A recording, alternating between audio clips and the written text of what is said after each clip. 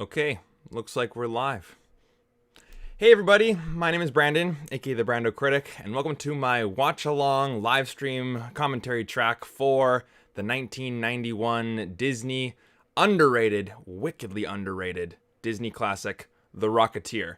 And I've coined the term the greatest Disney movie you've never seen. Because most people, when I say, have you seen The Rocketeer, or have you ever heard of it? They go, no, the Rock-a-who? You'll get that reference when you watch the movie. And, since I hadn't done watch-alongs for a while, I thought, what movie should I, because I didn't want to watch a Marvel movie. I didn't want to watch Star Wars. What's a movie that no one talks about and I'm just craving for people to see it? The Rocketeer.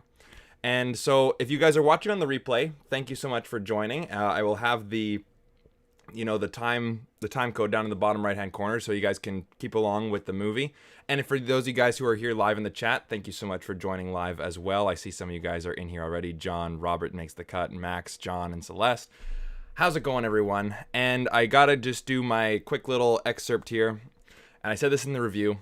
If you are under the age of 20 and your favorite movie of all time is Avengers Endgame, or if you loved Star Wars Rise of Skywalker, and mostly the movies that you watch are just within the MCU and you love Transformers and Fast and the Furious, you might not like The Rocketeer. However, if you want to watch it now just to spite me, then you're in for a treat. Because this is such a well-told, well-constructed superhero origin story taking place in the 1930s, which is like a spy adventure film. And honestly, while I'm just waiting for more people to get in here, I saw this film for the first time about 3 months ago, based on the Red Letter Media recommendation. And I thought it was really, really good. And then I was trying to get people to see it, and my girlfriend at the time was like, I'm not gonna watch that crap, but it's a 1930s aviation adventure movie, I'm not gonna watch that. We ended up breaking up, and I said, okay, the day after that, I said, okay, what movie should I watch to cheer myself up? The Rocketeer. And then it got better. A couple weeks later, I showed my parents. It got even better. So The Rocketeer, even though my video, I rated it 4 out of 5, it's now a 5 out of 5 movie for me. And it's slowly rising the ranks of my favorite movie ever made. I don't think it's not as good as Pirates of the Caribbean, in my eyes, of course, or Star Wars, or Harry Potter, or Indiana Jones. But it's getting closer. So I'm excited to see it with you guys, and I'm glad, and I hope that I introduce a great movie to you guys. So, what do you guys think? Shall we get this thing going? All right. Okay, hopefully you guys have your copies ready. It's on Disney Plus. I don't even own this movie either, so this is how I'm going to watch it. So, anyways, guys, you guys ready?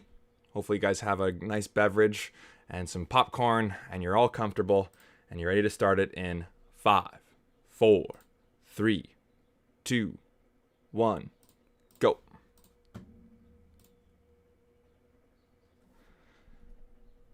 So, right away, I will tell you guys that this movie has one of the best scores I've ever heard in my entire life. And when we hear the title, or when we see the title for the first time, I'm going to just completely shut up just so that you guys can hear the music for a little bit. But whenever I introduce this movie to other people, I say, think of Soarin' Over California meets Indiana Jones. And here it is, The Rocketeer.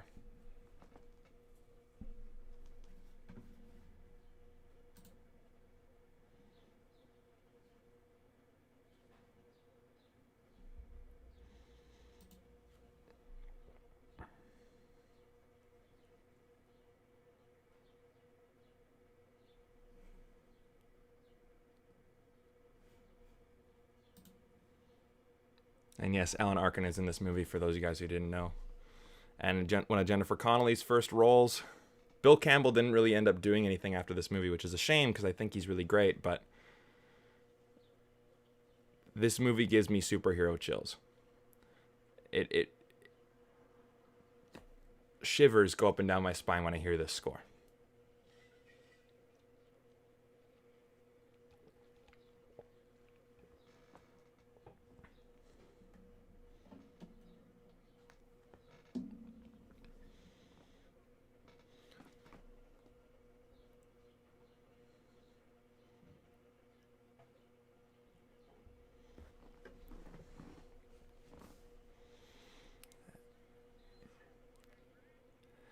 There's a lot of motifs in this movie too. Chewing gum is one of them.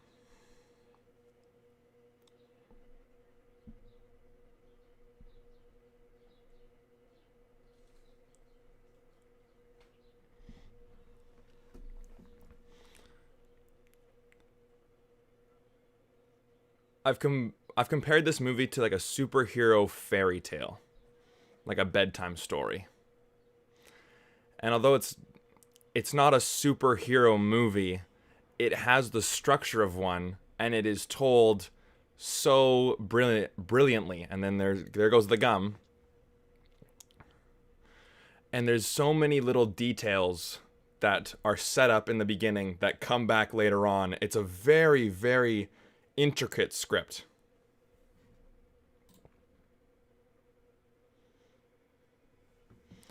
And Timothy Dalton's in this movie too. If you guys have not seen his Bond movies, then you're missing out.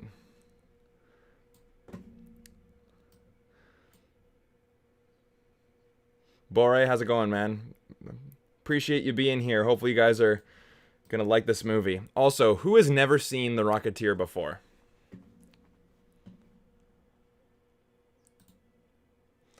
And there's Jennifer Connelly, who also plays Jenny in the movie, nicknamed Lady Luck.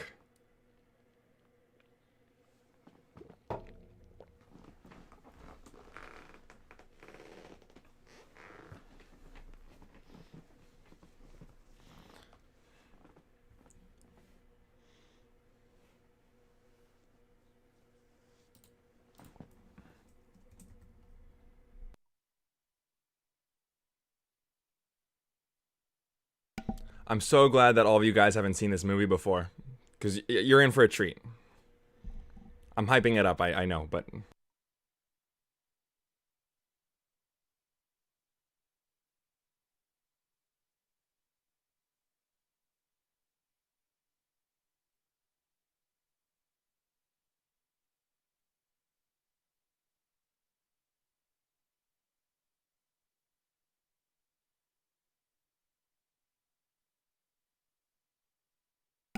My grandfather used to build float planes, and so, I remember being a little small kid flying over the mountains of British Columbia in a little plane like that, and yeah, it brings back good memories.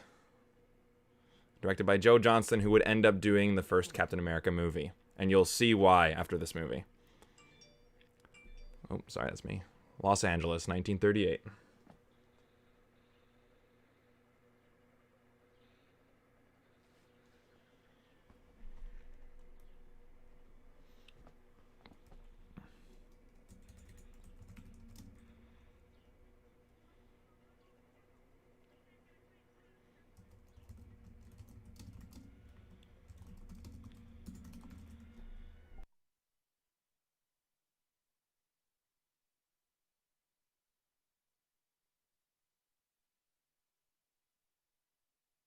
I'm just muting the mic.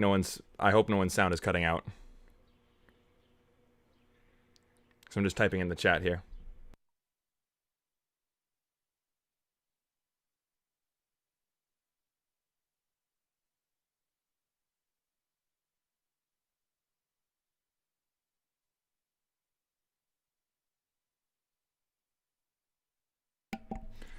Sean Abbott asked, could the Rocketeer, the person, beat any superhero one-on-one? He couldn't beat any superhero one-on-one. Because one thing about this superhero, right, the Rocketeer, Cliff Secord, is that he has no skills whatsoever, and he's not very competent, right? I compared him to Rick O'Connell in The Mummy. There's Wings of Honor, starring Neville Sinclair. A little detail. There's many, many, many details in this movie that pop up later on. But Cliff Secord is not a very competent protagonist, but he has the heroic spirit, and it's demonstrated right after this one scene.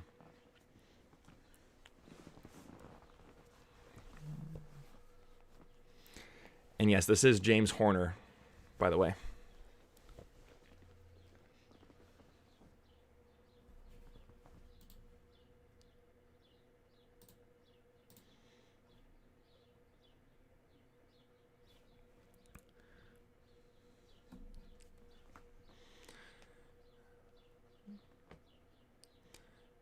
And I think, like, when watching this movie, it's hard not to think about why it didn't do too well. And I think, I think Red Letter Media nailed it on the head when they said it was too kiddie for adults, like it lacked that edge, but yet it was too adult for children.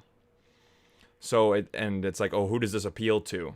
But I think nowadays, with just the constant, the superhero big budget action movies, it's nice to go back to a well told little movie like this.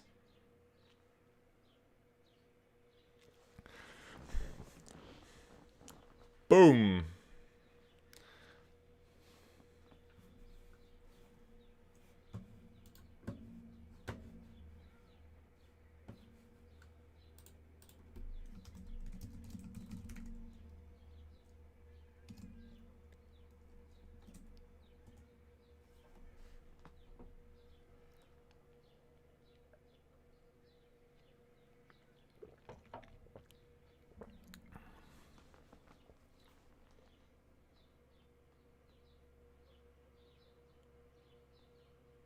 Thanks.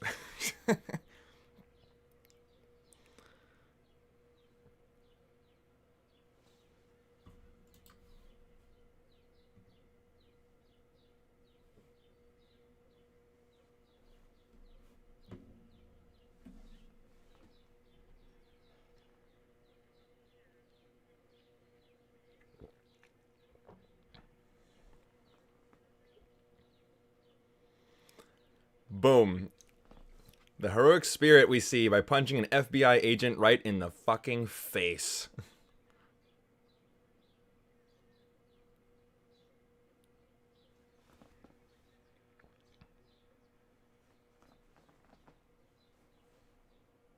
The score reminds me of The Incredibles.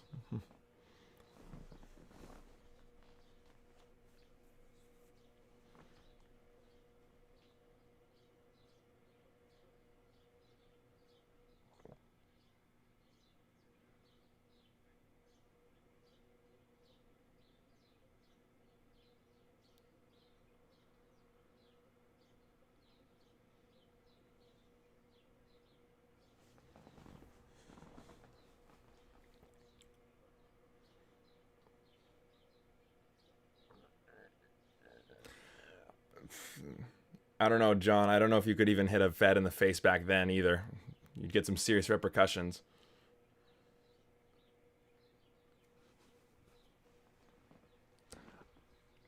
Robert, I think I'd argue with that. I think it sounds like a typical James Horner score. And besides, the movie just started.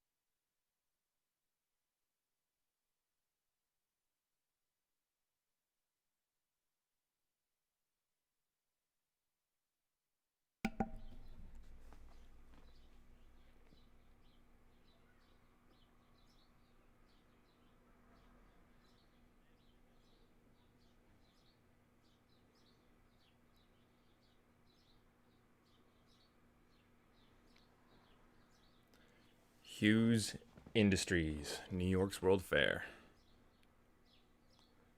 So yeah, Howard Hughes is in this movie, guys. Yeah. Sean, you got that right because it is a 90s Disney movie.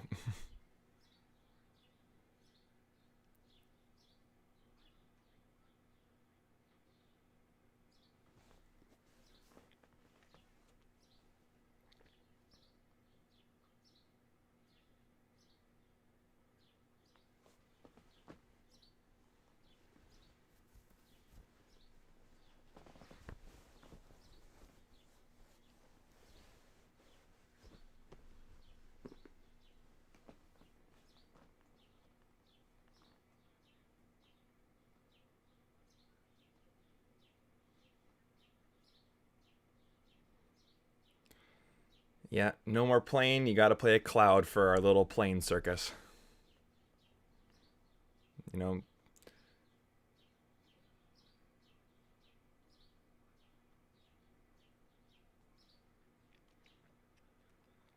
oh man.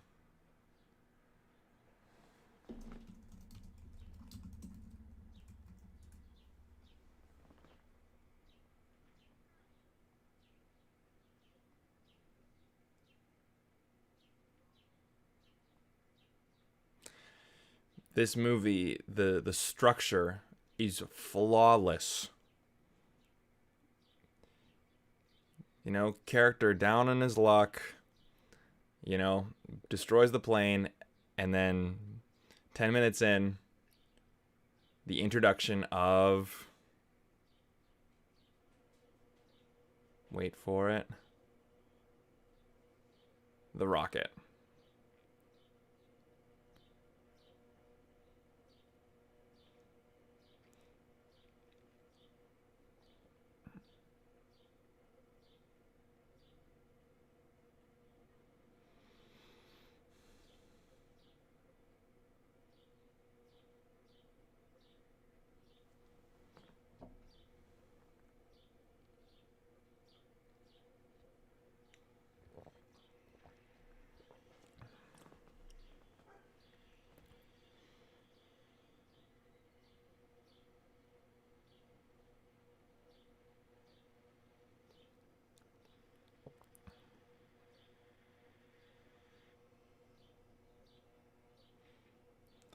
And this is where I would say that, you know, I did the disclaimer that if you're under 20 and you like movies like Avengers Endgame, why you might not like this movie is because the superpower is just a jetpack.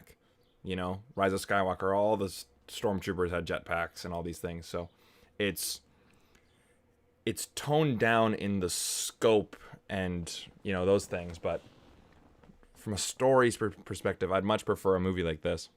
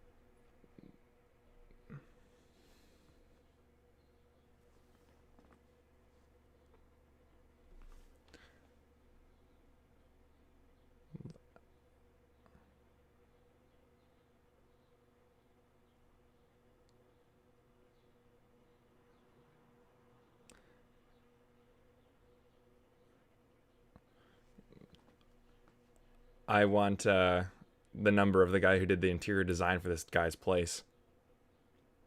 Some like Aztec type of thing. It's a rocket.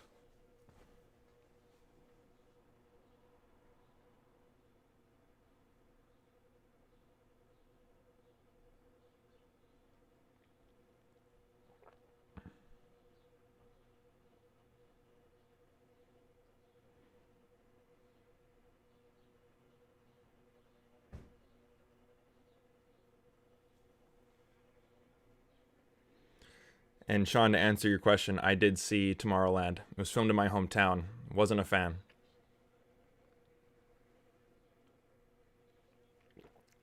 Man, Robert, I don't know what nightclubs are you that you're going to, but I haven't been to a nightclub that looks like this.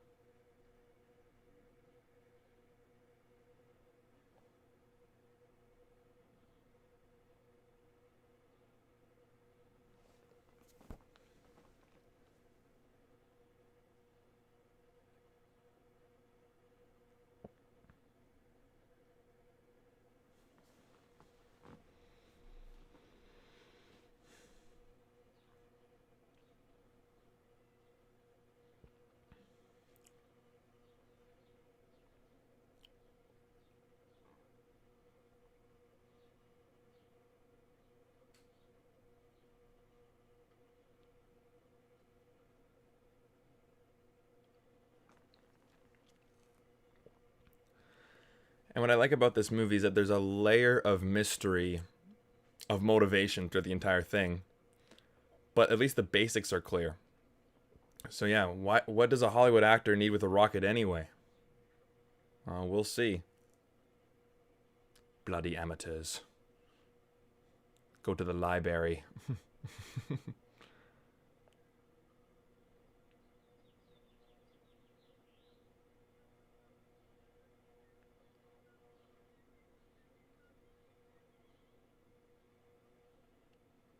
See you later, boy.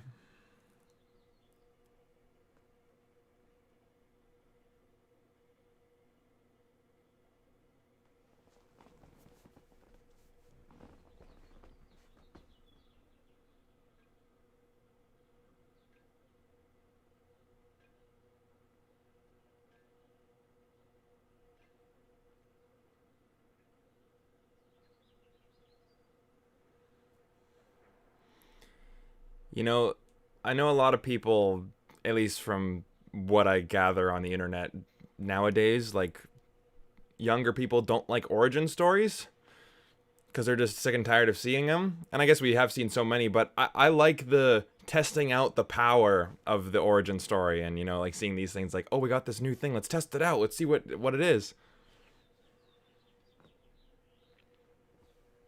I kind of miss origin stories, to be honest with you.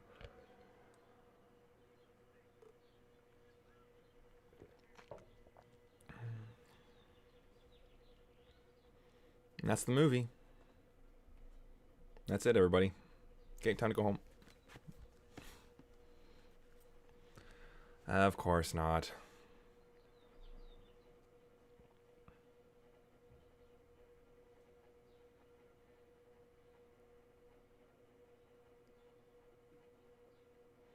A good 1930s insult. Chowderhead.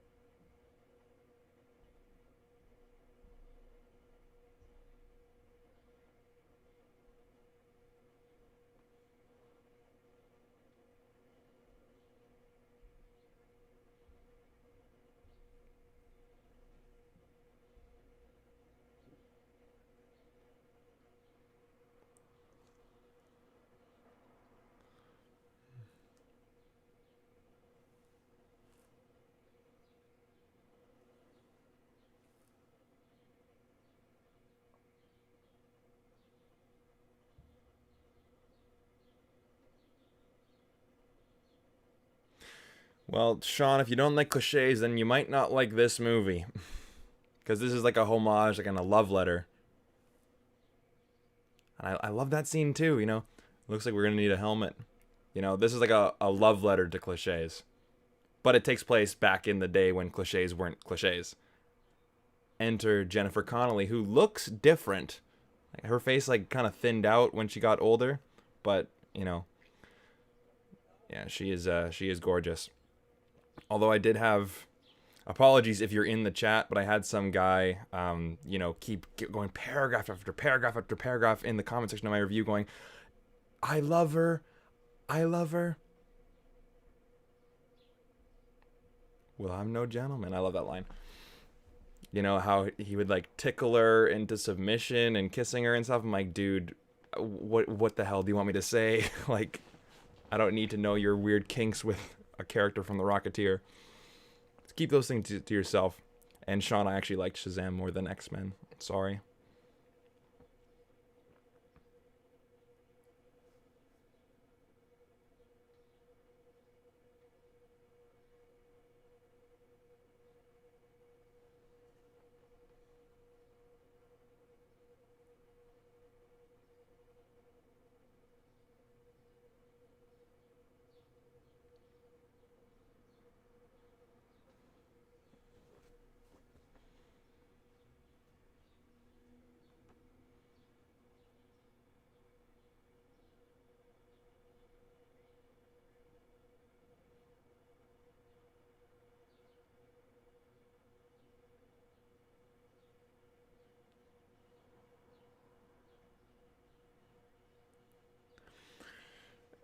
I kind of miss those days.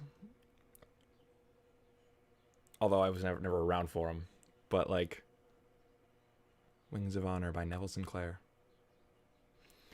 You know, where it's like, I want to go see the Cagney movie. I don't want to see the Sinclair movie. And then here's the Fuhrer. And the stormtroopers are marching down the streets of Berlin, yeah? With the giant blimps going over all of the America with their blimp tour.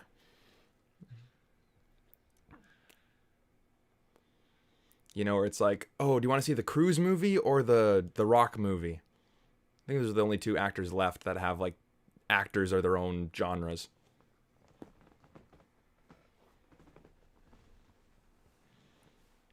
And then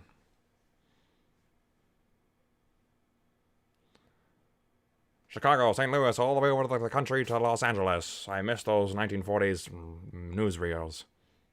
But everything in this movie does come back in the end in some way, shape, or form. So every line of dialogue is important, and I shall talk over it. No, I won't ruin the movie for you guys that way.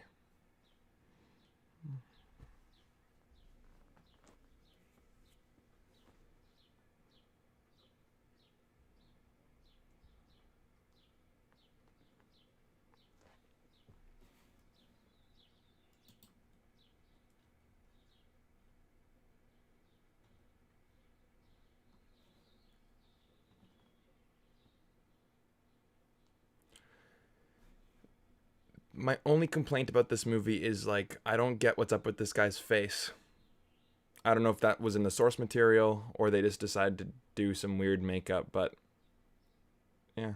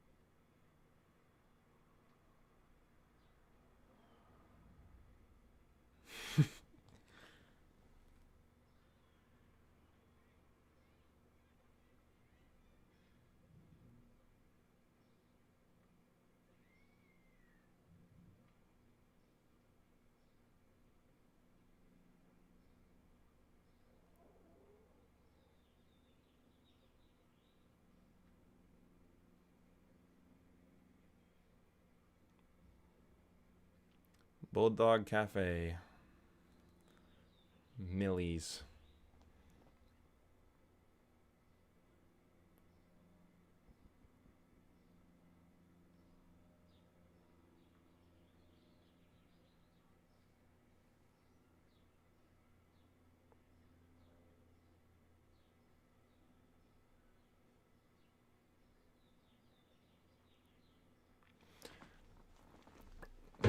Yeah, see, John, then that makes sense then.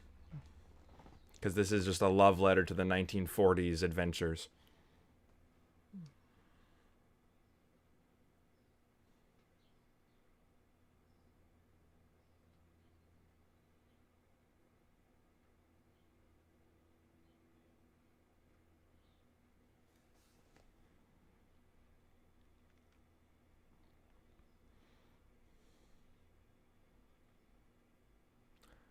Nice.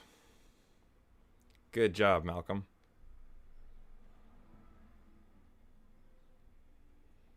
Notice what Jenny's eating?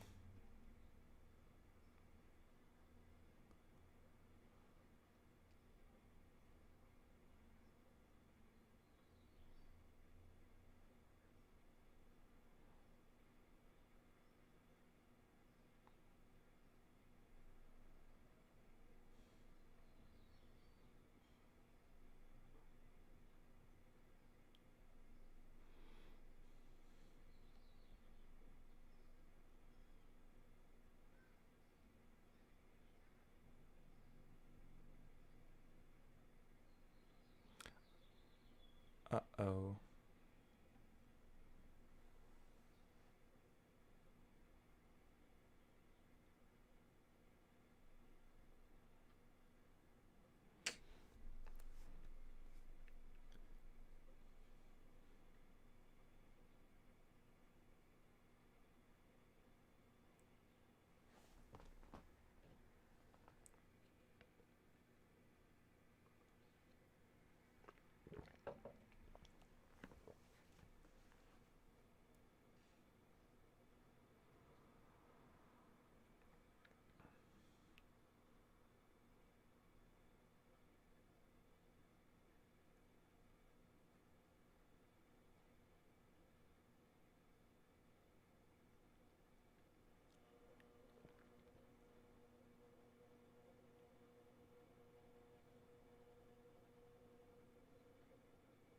Oh, what an asshole.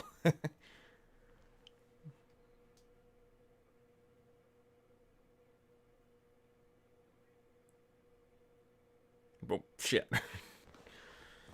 Uh, women, am I right, boys? But yeah, he was a bit of a dick there.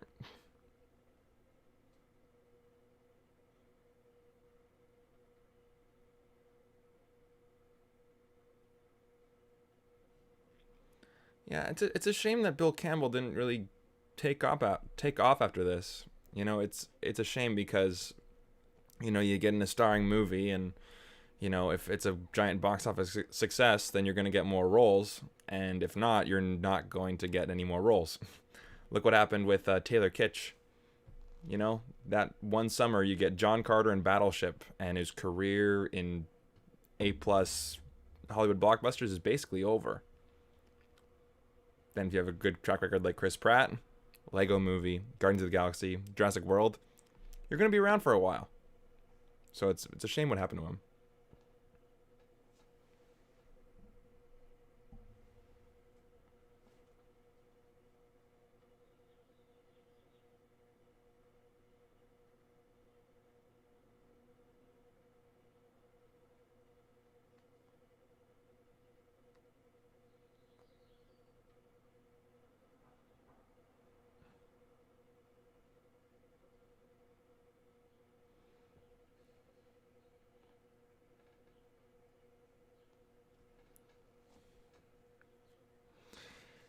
Strange that Dalton should have been Bond in the 90s instead of films like this. Well, hey man, this is a great movie.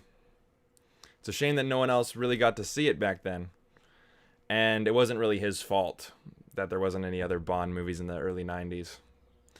Just that good old classic, lawsuits, studio execs, yada, yada, yada. Oh well, it's in the past now.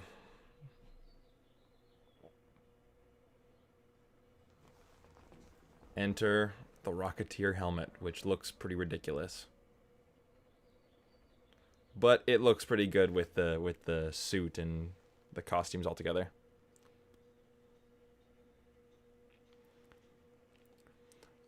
I don't know what movie it was going up against, but Terminator 2 came out that very same summer. And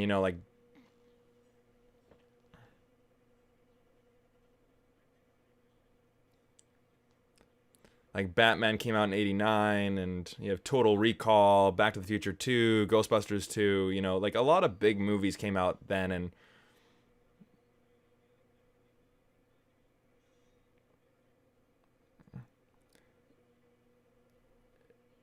I don't think that kids in the 90s really wanted to see a movie about 1940s aviation. And like my uncle saw this back in the day, and he's like 50 now, and he's just like, "Oh yeah, I like The Rocketeer. It reminds me of those movies I watched when I was a kid."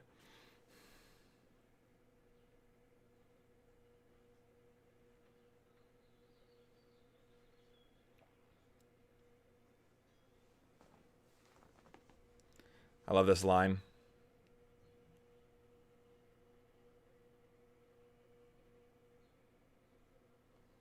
But don't act like you're acting. Yeah. Yeah, Who Framed Roger Rabbit, definitely gives that vibe too. A block of wood. Yeah.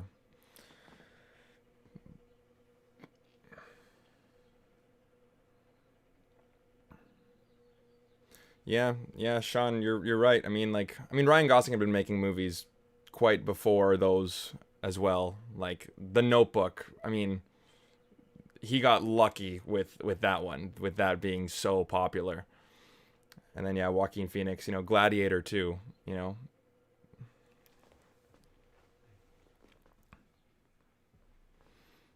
There's more.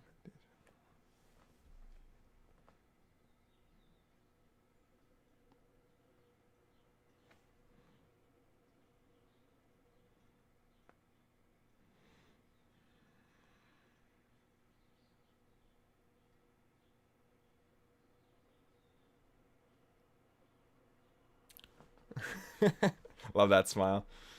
But yeah, like, whether or not we can debate why this film didn't do too well. And there you go. Oh man, as a director, you're just like, are you fucking kidding me? And just so nonchalantly,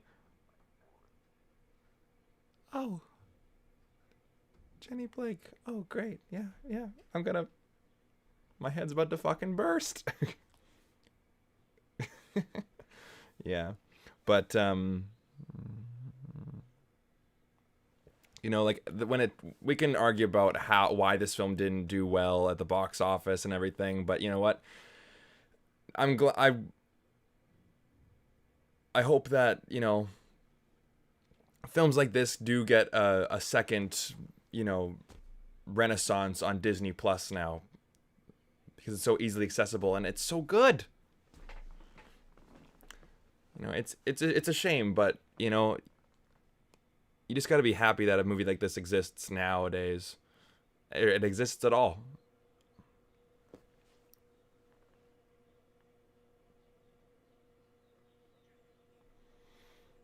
And like License to Kill was released in '89, and I don't think people were really into that kind of James Bond yet. And then 2006, a James Bond, kind of darker and more realistic comes out, and everyone loves it. So it's all timing, but here it is.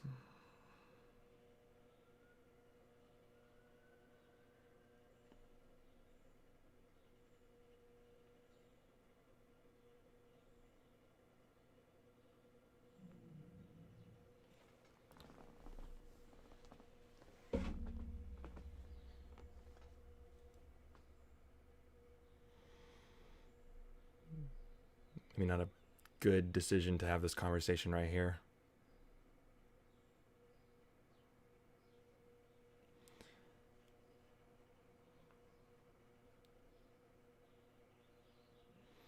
Yeah, good job, boyfriend. Got your girlfriend fired.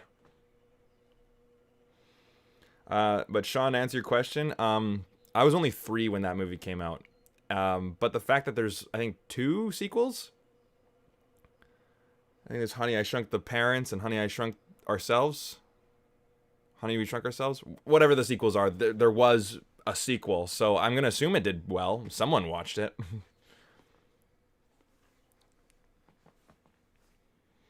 But I don't know the box office numbers off the top of my head. I'd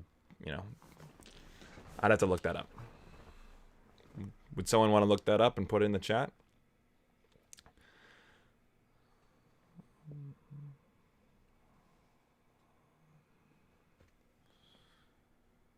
And there it is.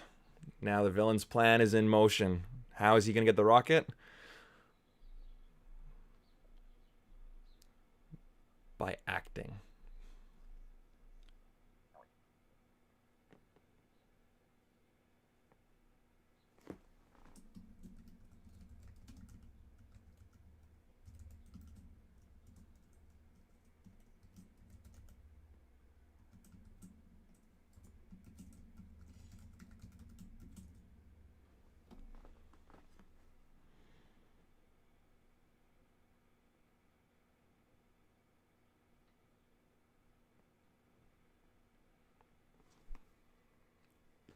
Oh.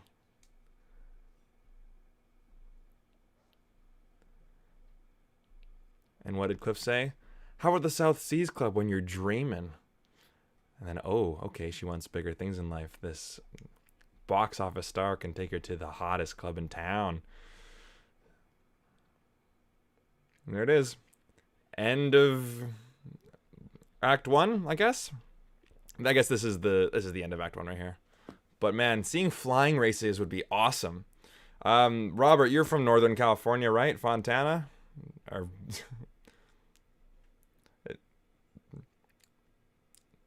is there still plane races out there?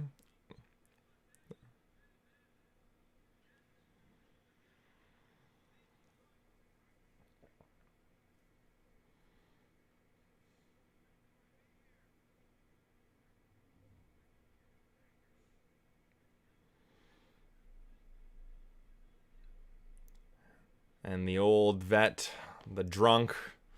There's always an old drunk pilot in every movie like this. Oh no. Cliff Secord isn't here.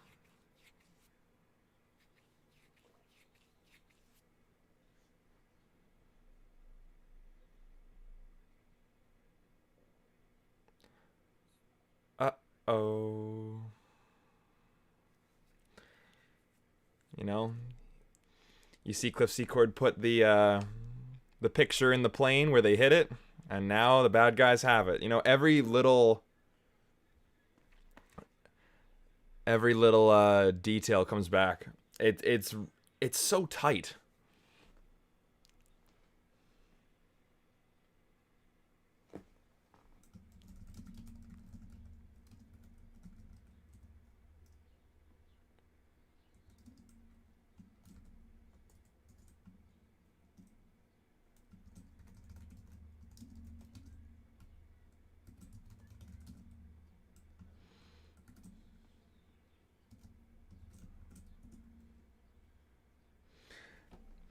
What's up, Marvel Fan 45? Welcome to the Rocketeer.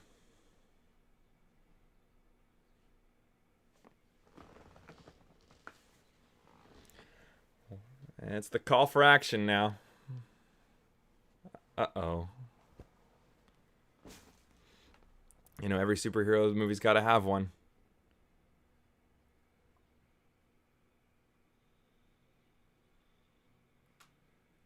The script. When you say it's so tight, I'm not going to make that joke here. There's children in the audience. But just the script, like there's so many details that are set up, payoff. I can point some out later on.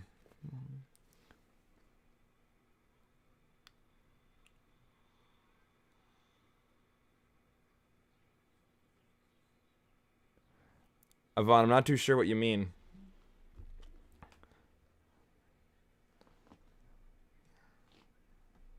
I guess like kids nowadays like 80s things, you know, with Stranger Things and all that stuff. And then in the 80s, the 50s got back in style, like Grease and all that stuff. So, all right, here it is.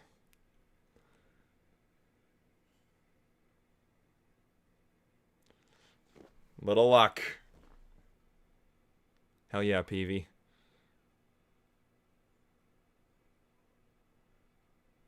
And there it is. Just a guy with spirit with a jetpack and an amazing score. And for 91, these films or these effects don't actually look too bad. Yeah, sure, they're dated. It's 1991, but like I think it works. You know, I'm getting it. I'm getting it. I'm not sure what it is, but I'm getting it. You know, like just the crowd going, "Oh my god, this is amazing!" Like, oh,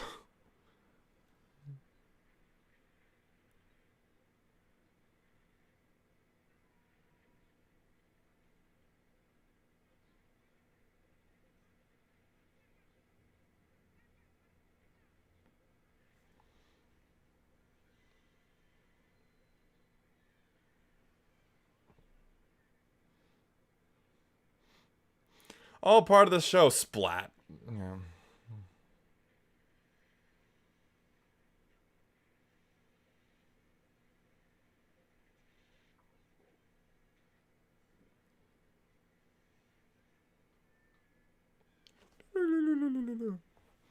Here's the score, baby.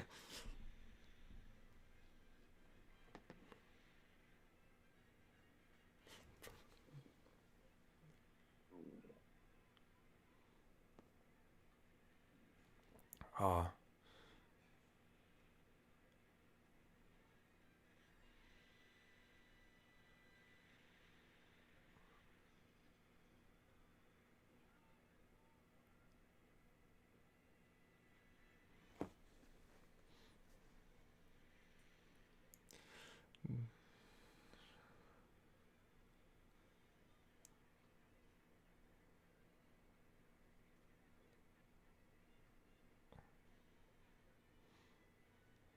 All the newspapers and the feds are freaking out.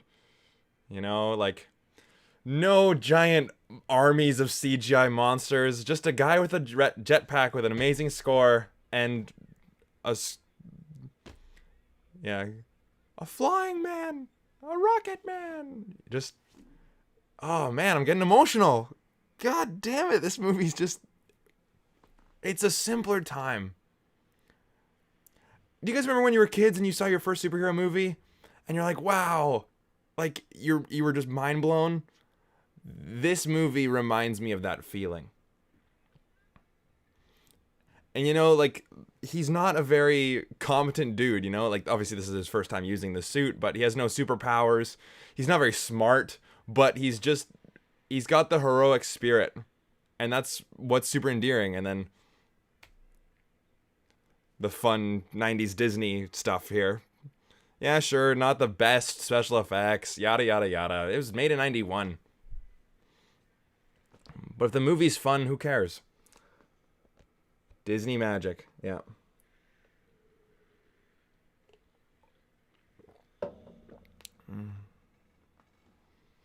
Yeah, The Rocketeer is on Blu-ray. But yeah, that's one 4K steelbook I would buy for sure. But there it is, like, just a simple action scene with the great score, build up. It was just fun. A hero saves the day.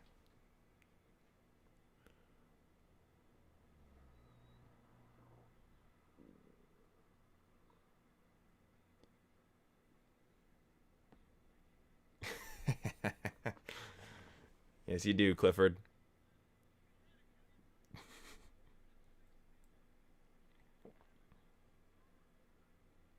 Oh man, I was getting emotional there. Seriously, I was.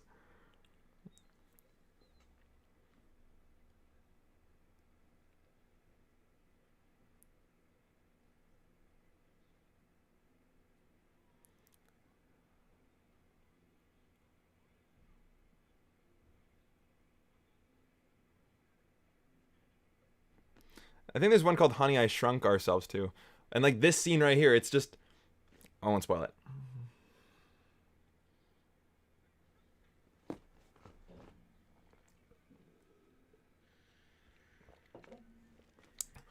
Woo! Hands up. No. Although if I was directing this, that face that Arlen Arndt can make, it looked like he's shitting himself. You know, just insert Paul Walker going, "Oh shit!" Like, it's just fun. Honest, yeah. The first time I saw Avengers, I was in my final year of high school, and I thought it was a little boring at the time too, because it was like, oh, you got all these heroes together in one movie, the novelty, right? First superhero movie I ever saw was the first Spider-Man. Yeah, Pioneer, Rocketeer.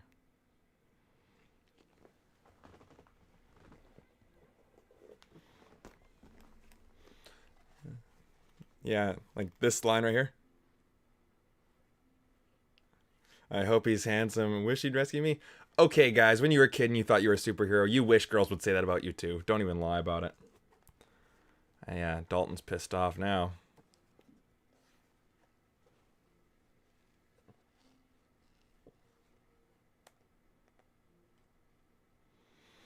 FBI, you suckers.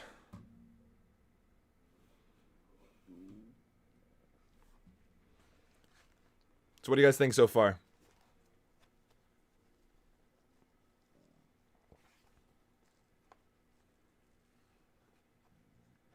Yeah, air shows.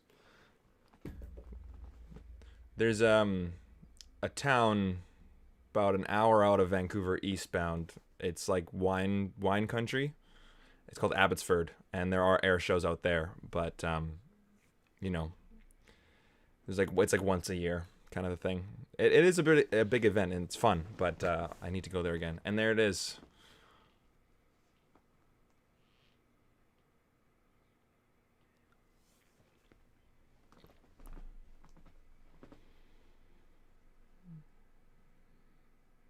Yep. 1635 Palm Terrace. Uh-oh.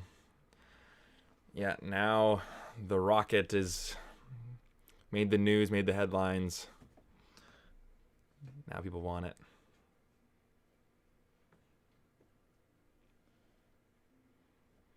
This scene is where my mom, when I showed my mom, she's like, yeah, this is why I don't think kids didn't really understand who Howard Hughes was and aviation and those kind of things back then.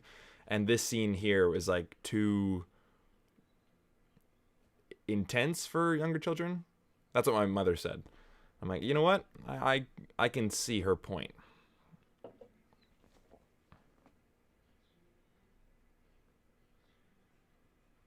See, exactly. Max, how old are you?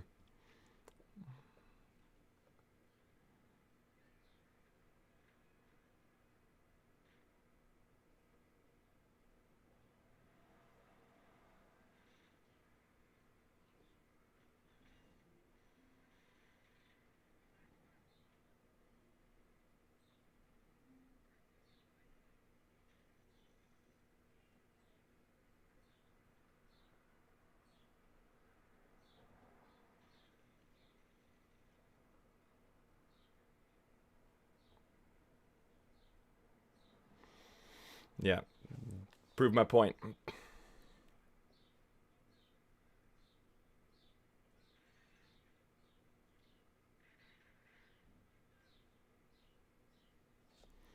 All right, light him up.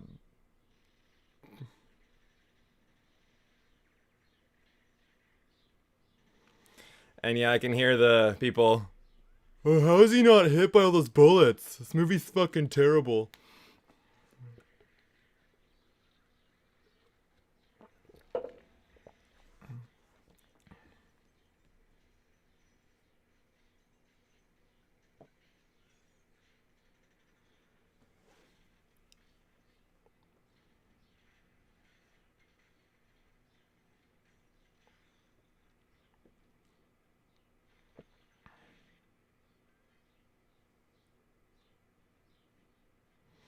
And this is where I love the.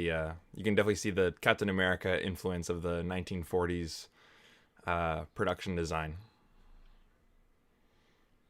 I used to play jazz like this, and I just wish that one day I played in a club like this. I did get to play on a cruise ship. That was my most elegant performance ever. There's footage on YouTube. I can send it to you guys if you want. I had a standing up solo, me in front of the entire thing. Clark Gable, anyone? Yeah, see, like, kids in the 90s won't know who Clark Gable is. And am I just crazy? Is this the queen from Gladiator? She looks just like her. Probably not, but who knows?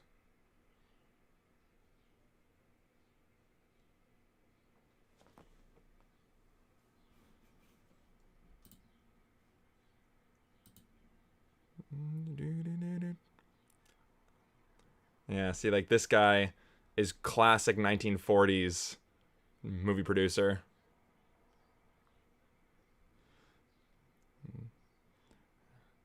Classic Hollywood producer, all the way down to the perverted nature. I want to squeeze your titties there, missy.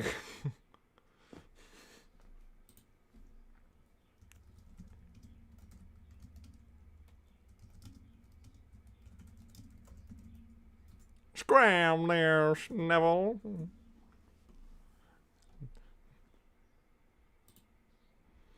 Yeah. I'm gonna make you a star, see? Just sit on this couch for me.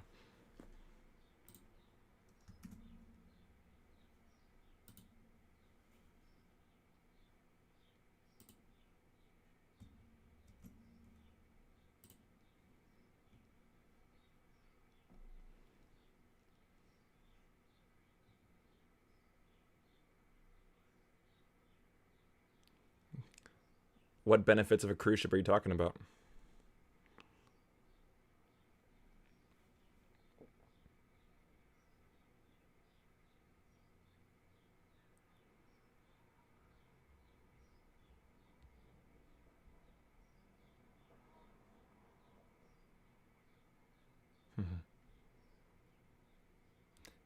I think it was.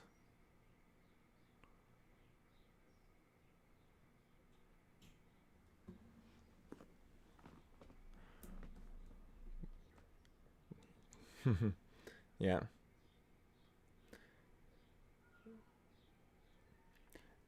Would I like to see a Rocketeer movie in the modern day? Sure, of course. Is it going to happen? No, unfortunately not. Like, not many people care about this movie. That's the problem. So let's change that, guys. If you guys like it, get your friends to watch it.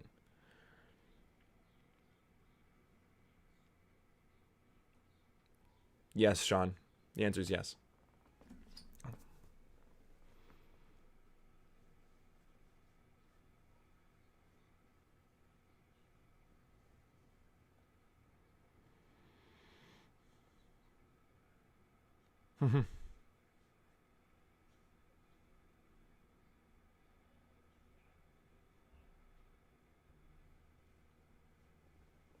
Yeah, I haven't seen Dick Tracy from 1990, but I can assume that it's the same kind of ordeal.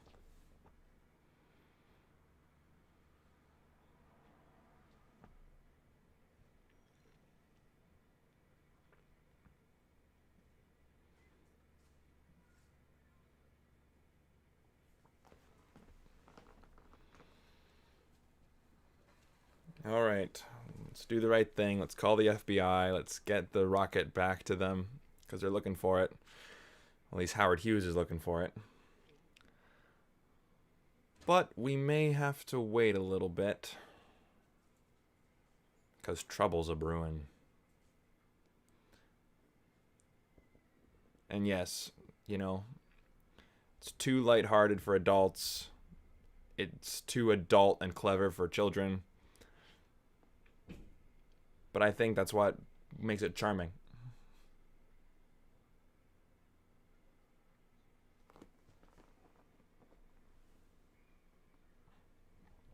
Okay, wise guy.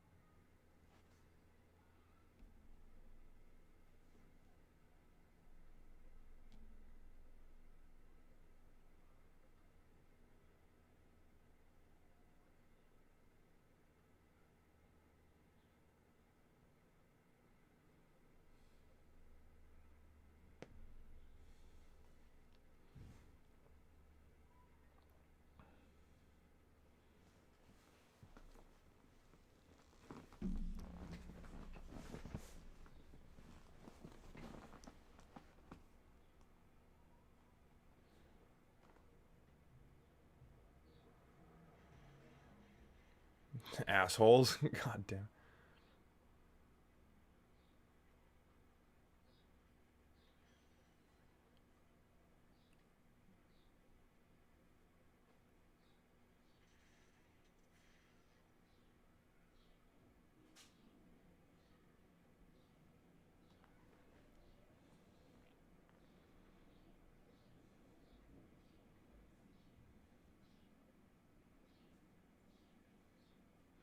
It's like, you know, I don't think this would be in a kids movie.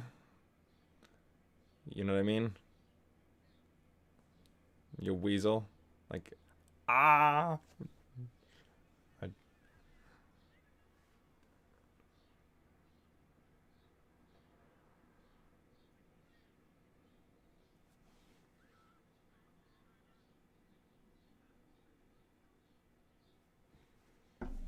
oops.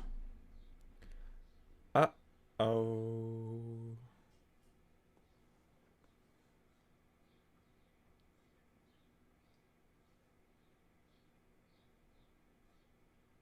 The Spielbergian push in.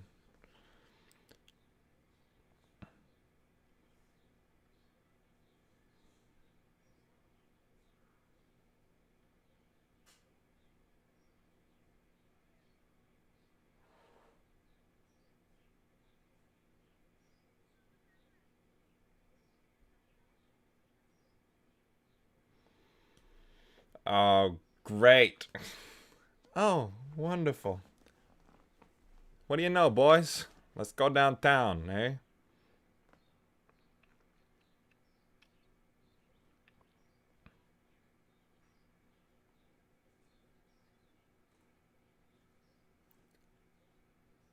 Superhero chunks, old man dies, sure.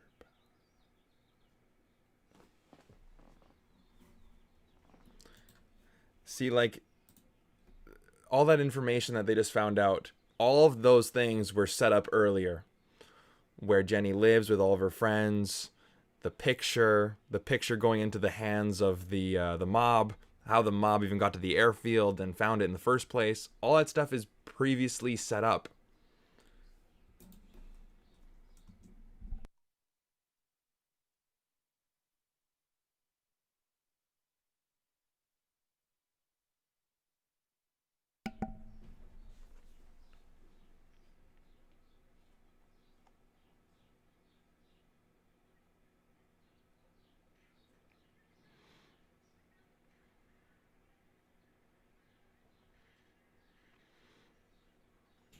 Oh, cuts to the ceiling. Also, in movies, they do the rule of threes a lot. You'll notice this. So that's the first time someone has been hit over the head with something.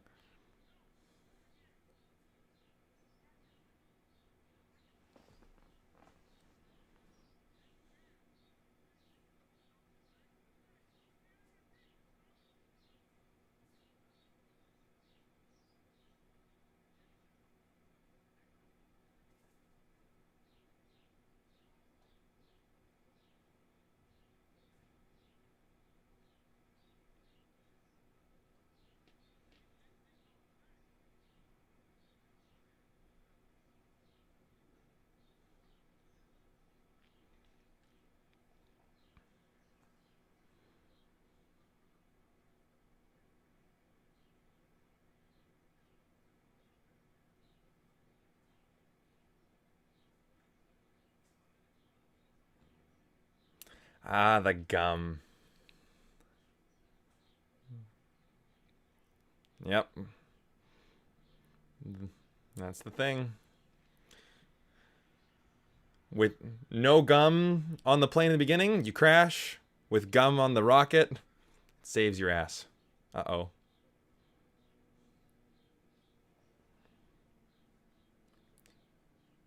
What I like about Timothy Dalton is that he basically plays like a James Bond womanizer, but since that he's the bad guy, we actually see how kind of creepy it is.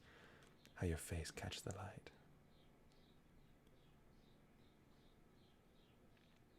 You know, he's the classic mustache twirler.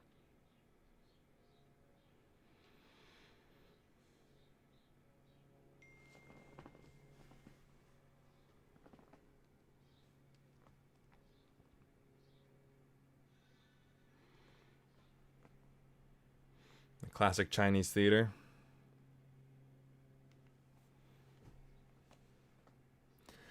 Hey, Max, I'm just going to call you out right here. You can't rate a movie before you've even finished it. And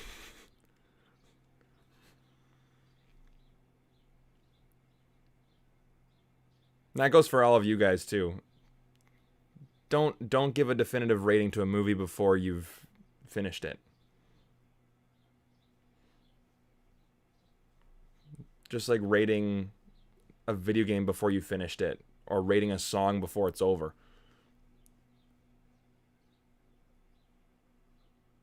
It's fine that you don't like it. I don't.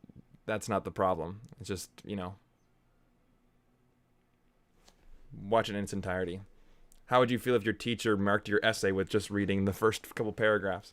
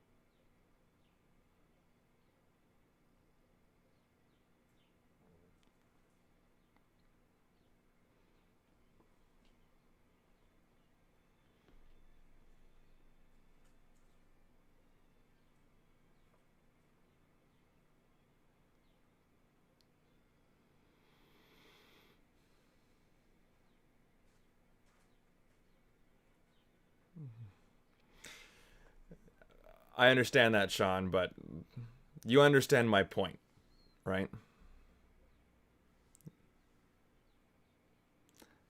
It's like, would you want to choose to decide whether or not to marry someone based on the first date?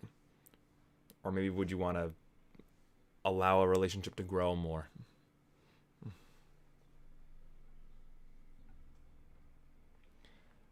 She does look like the queen from Gladiator, though.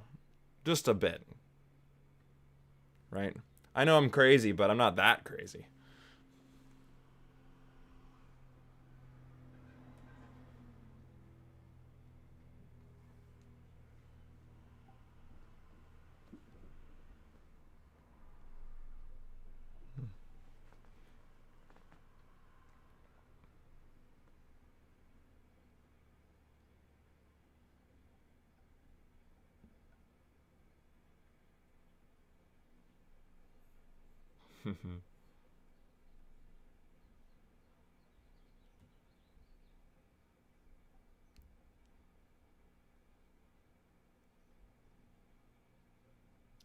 Oh,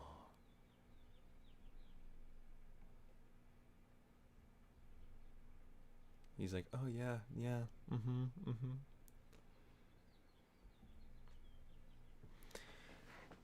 Yeah, Heidi, that's a good observation. I guess the nightclub scenes, right? Meet me by the big fish now. And what did Jenny eat back at Millie's diner with the little dog?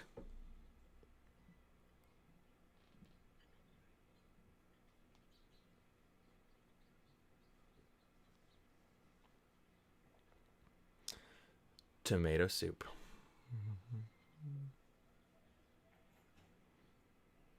Oh, you fucking asshole.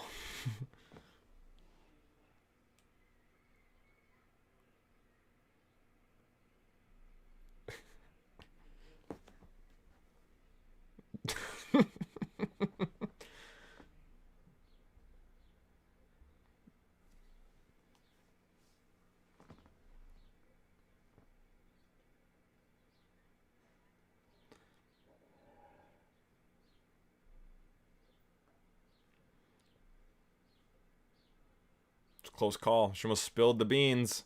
So he spills the drink.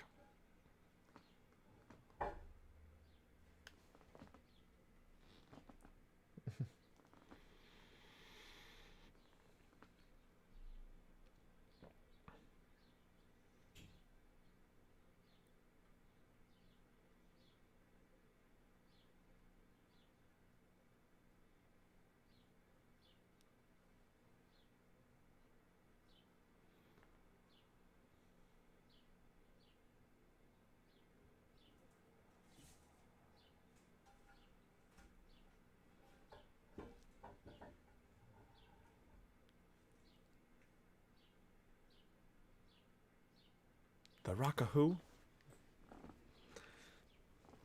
That scene sums up the movie. Hey, there's a movie on Disney Plus called The Rocketeer. The Rockahoo?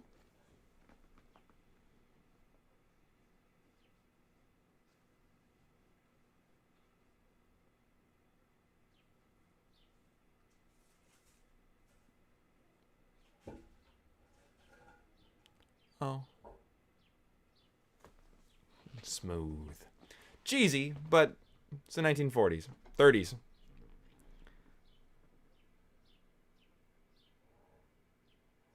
Uh oh. Alright, guys. Enjoy yourselves. I will be back in 30 seconds.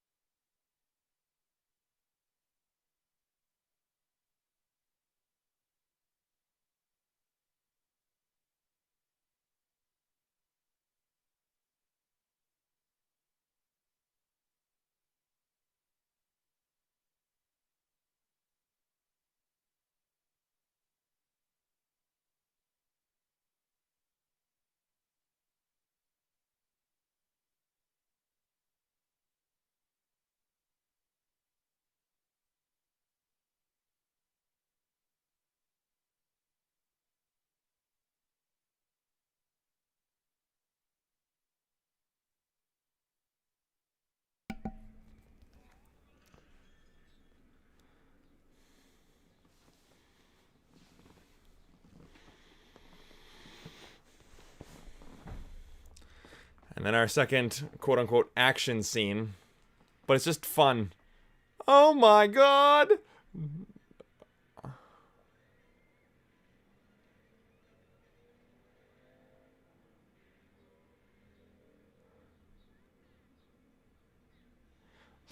It's that classic, oh my god, look! It's him! Wow!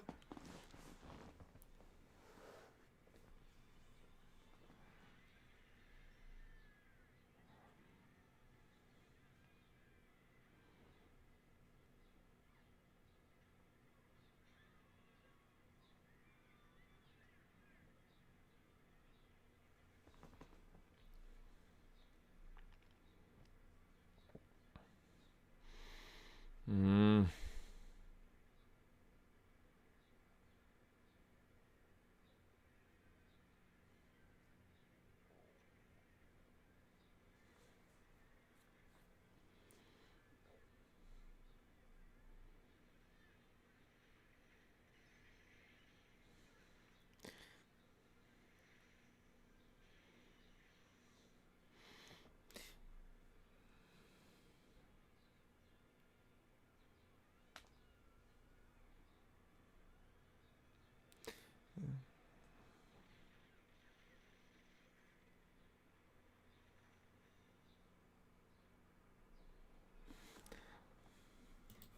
Sean, are you bored? Well, look at the time you got left. You got, what is it right now? Is an hour and 11. There it is. She hits him over the head on the exact same thing that he put his hat on. So you got an hour and, or you got 36 minutes left. Yeah, that's exactly it, right? 1930s adventure serial in a high nightclub. You know, Cliff Secord's kind of like Indiana Jones too. And Indiana Jones is a bit more knowledgeable and competent. You know, Cliff Secord just wanted to escape and he just burned up the entire thing.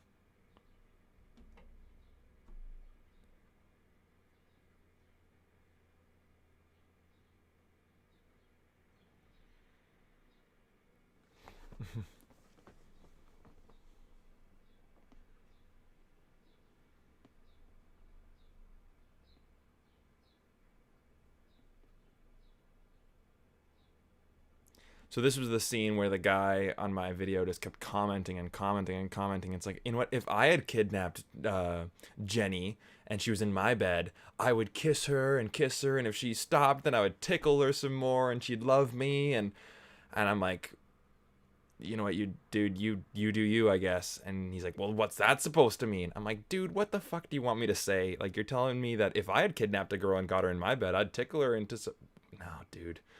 So just a funny thing. Some people. This movie's the shit. I love it. Awesome. Love to hear that. And I'm like, dude, there's some certain opinions that, you know, of course everyone's entitled to their own opinion, but god damn it, just keep some to yourself. Just keep some to yourself. If it's you like a movie, oh yeah, secret bookcase. Watch out. I'd love to have a secret bookcase in my house.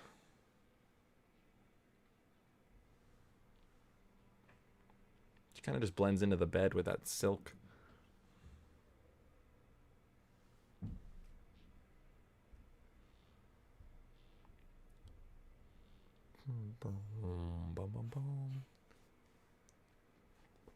This is one of my favorite James Horner scores. My favorite though is probably Braveheart.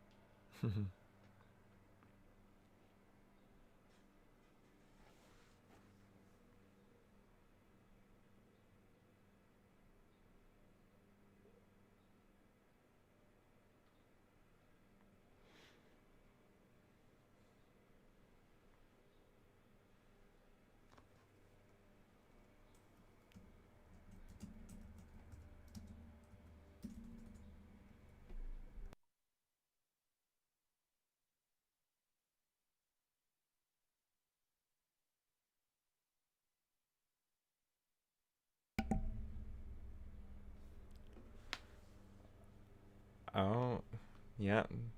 Let's see. Since she's a big fan of movies, big fan of Neville Sinclair movies, as was introduced earlier on, his seduction tricks are not effective.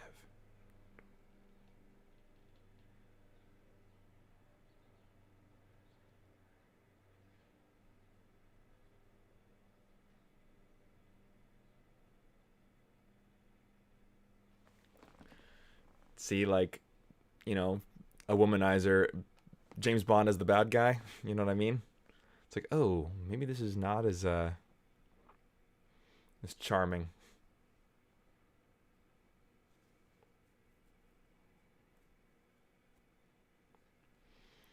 But then again, I don't think James Bond ever seduced women via chloroform.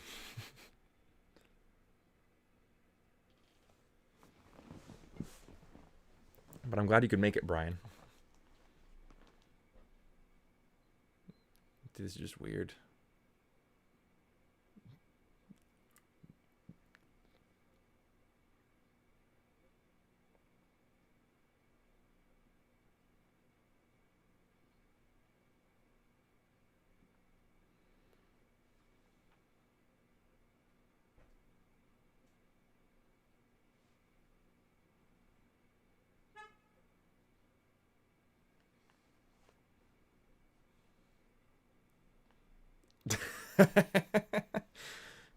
Hey, Mr. Box Office number 3 in America. Damn.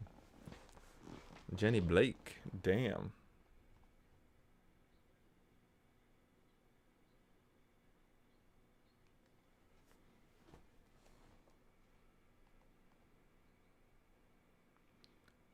And number 3.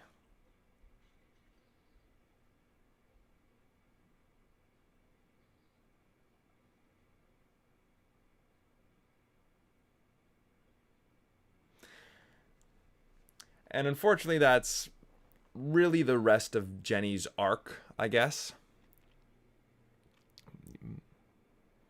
That's what she wanted. She wanted to play a scene with Neville Sinclair, and both characters were acting together. So.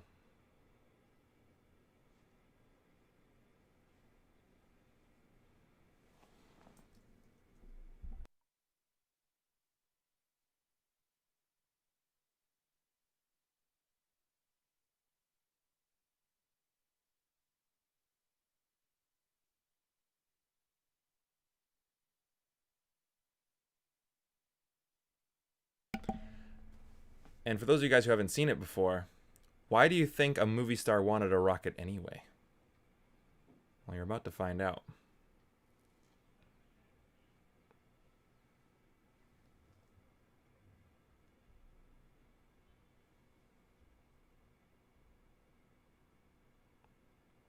The plans that the big crook guy got at Cliff's house and Peavy's house.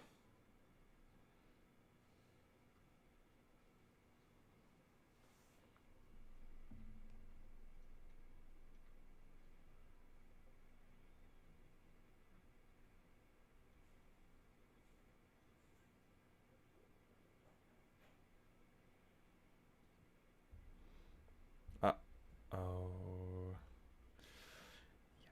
He is a secret Nazi spy, yeah?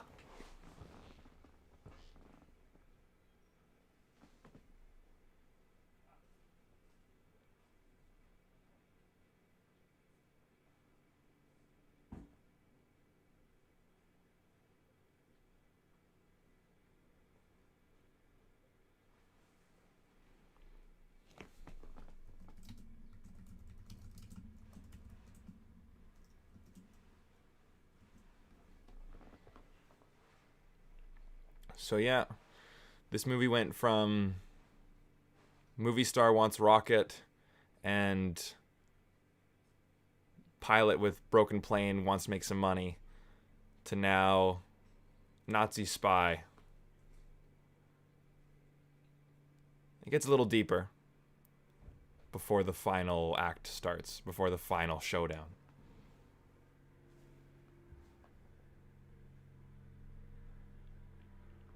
Yeah. My great grandparents were around in Germany during Nazi rule. Pretty creepy stuff.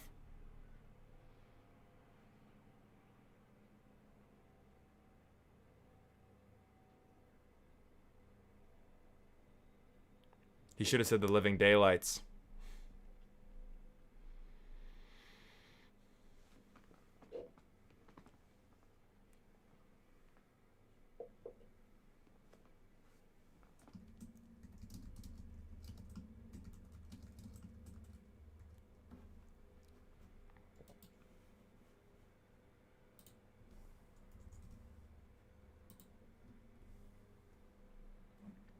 Boom.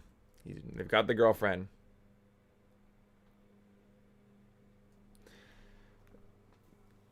Sean, the only thing I'd argue about that is that this movie takes place in 1938.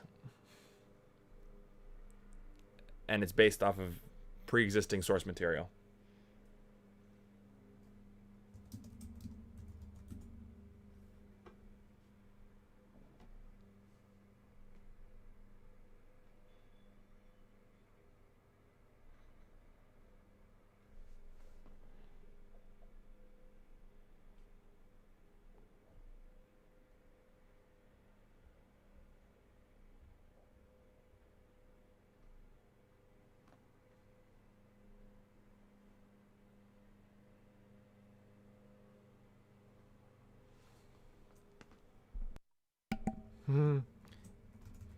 It's like telling Steven Spielberg, just basic film directing.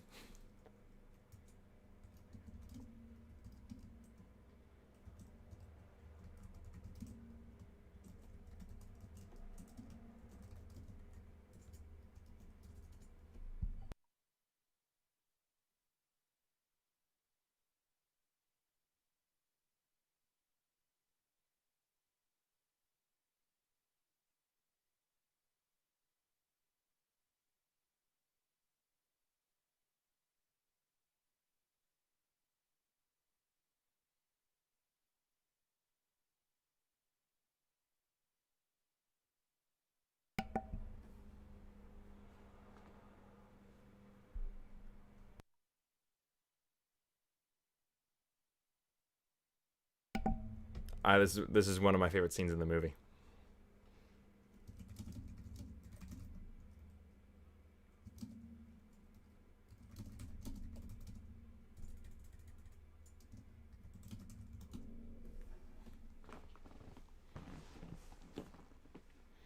Yeah. Und test number one was a giant failure. Turn the camera off.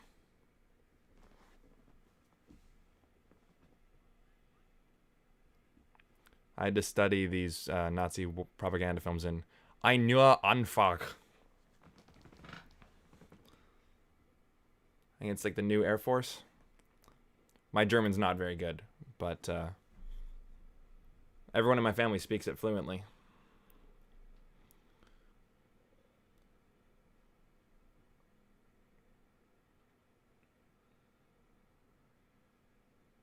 The Nazis will take over the Americas. And all the rights and freedoms are now going to be ours.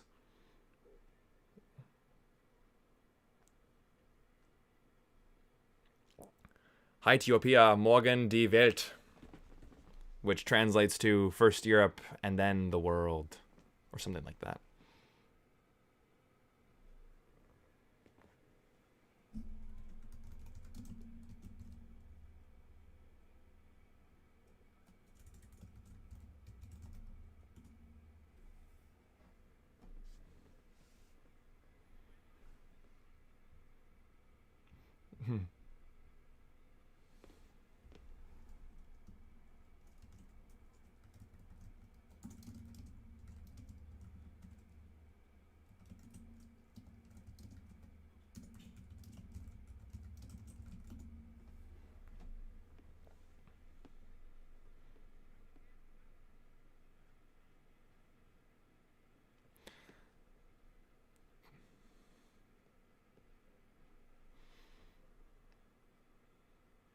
There it is, Neville Sinclair.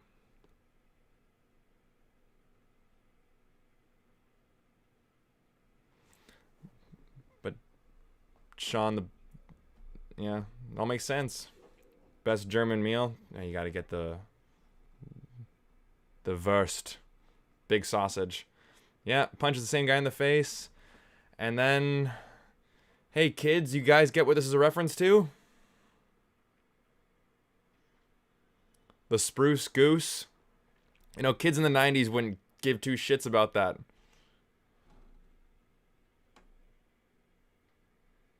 You know, then they swear. There it is. Come on, Cliff, save the day. Is it just me, or does the animated Nazis Rocketeer characters look like You're From Now? It looks so modern. I disagree.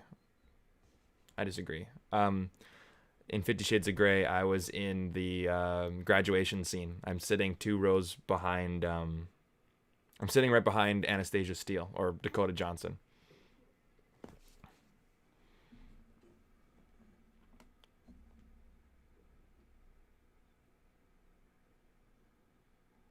But yes, Evan, you're right. New beginning. That's right.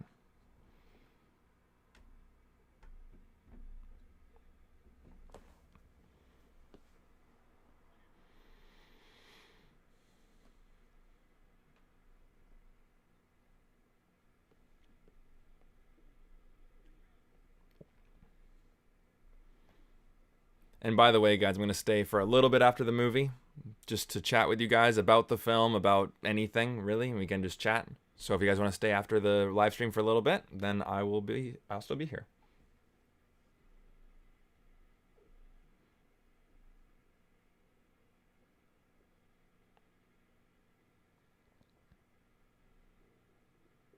And see, this is where Cliff Secord is not the most competent guy. You know, it's like, well, what's his major plan here?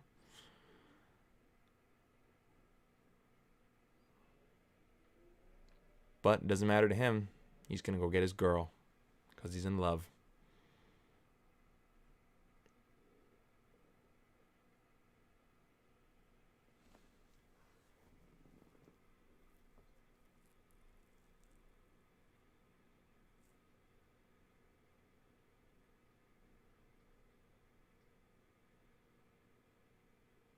It's like, oh, really? What'd you think?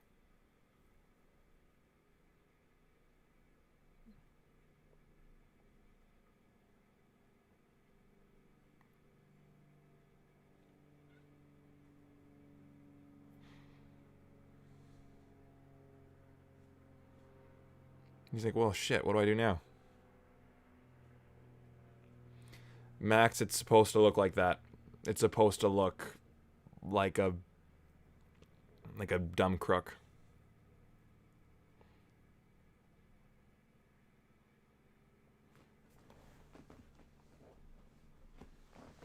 I thought it looked a little weird, like a weird creative choice, but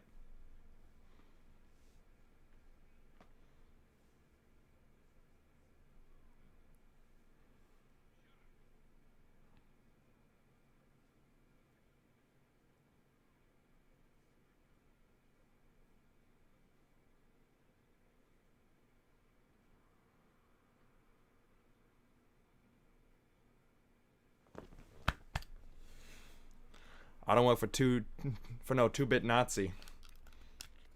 That's when all my Southern American neighbors get a hard on.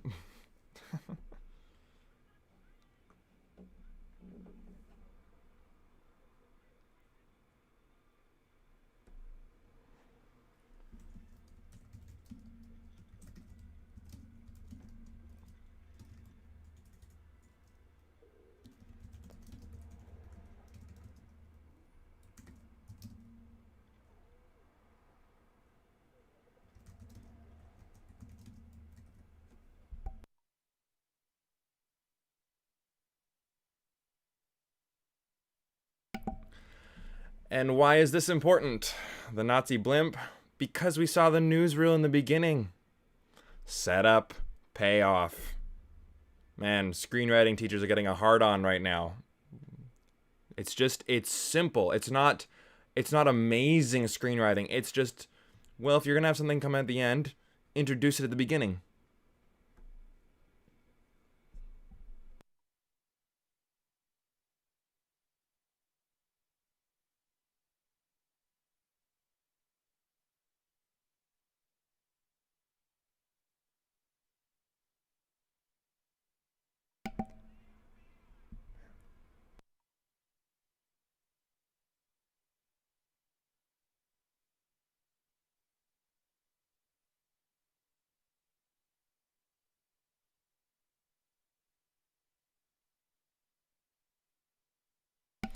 Sean, you can learn how to do anything from the internet.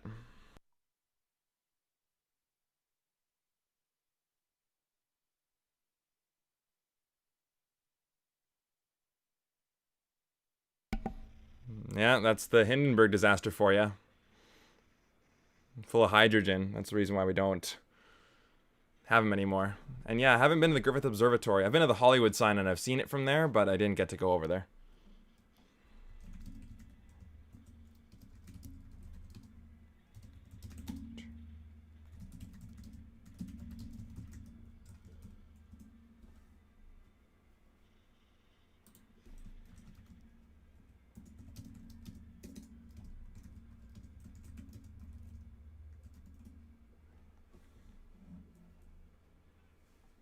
Schnau, which means like now. Hurry up, go.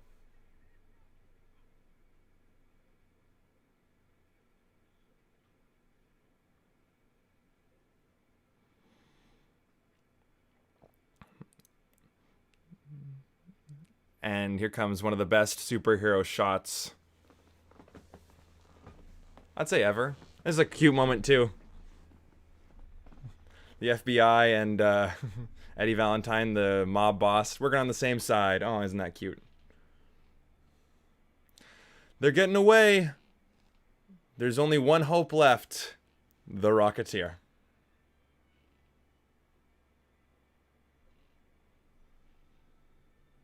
Yeah, quickly. Yeah, Schnell means quickly. They say the same thing in Indiana Jones. And here's that shot too.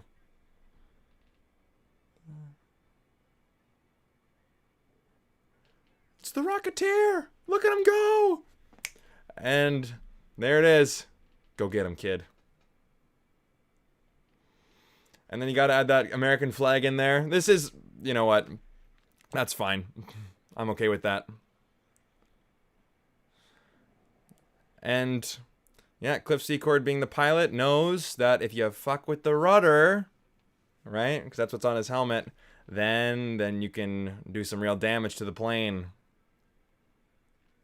Just like in the beginning.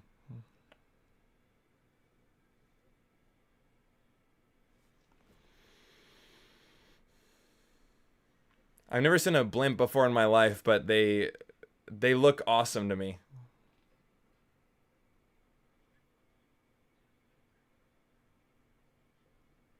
It's broken. I had my parents narrate this part to me. I don't. My German isn't that good. Mein Deutsch ist nicht gut.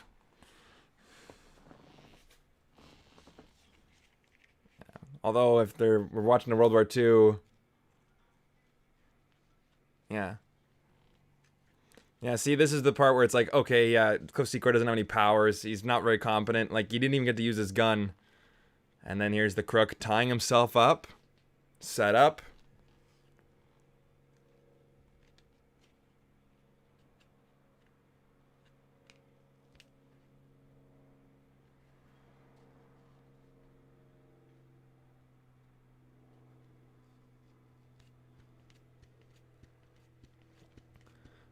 I don't know who you're talking about, John, when they said, but like the one line I hear a lot in World War II movies and things was like, "Wer sind die deutsche, wo sind?" Wait, oh God, "Wo sind die deutsche Soldaten?" Which just means where are the German soldiers?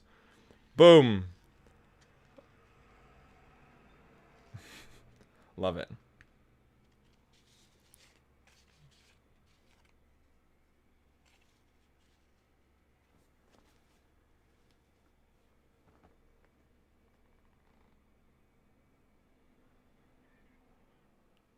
Das ist einer schuld.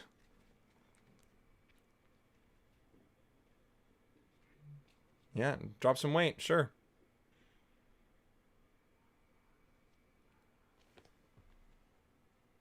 For the fatherland.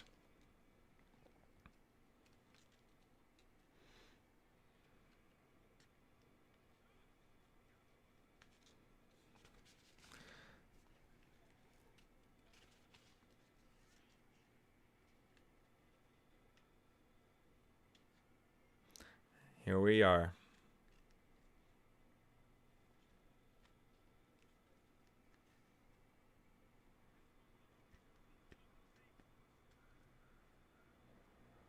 All over the cabin, yeah?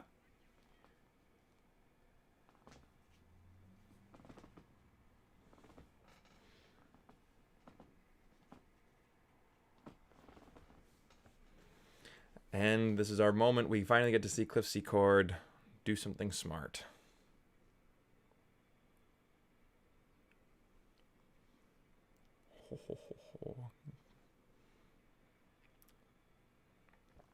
Set up, set up, set up, payoff, payoff, payoff. Hey, Vincent. Yeah. See, like, Indiana Jones, like, it's a definite homage to, like, the 1930s action-adventure serials. So that's why I say Soarin' Over California mixed with Indiana Jones. I like that line, too. Where's your stunt double now? I do my own stunts. So they are pretty equal in terms of physical, you know, strength.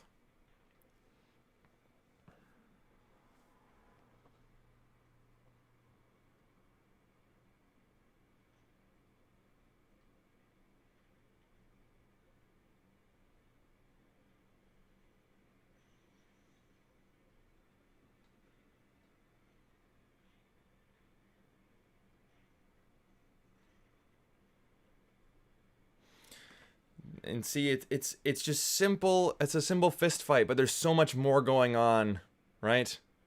It's the stakes behind the action what matters.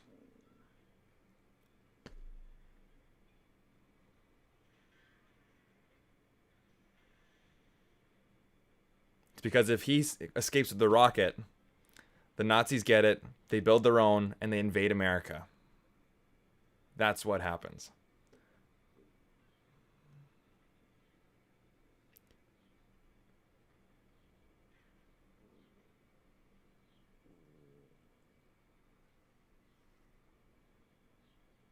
It was acting. Perfect. Sure.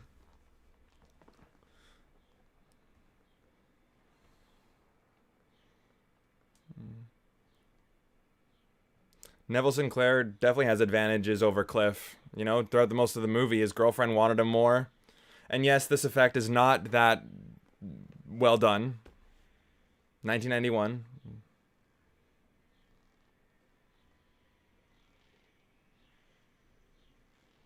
But that's awesome. My mom roared laughing with that.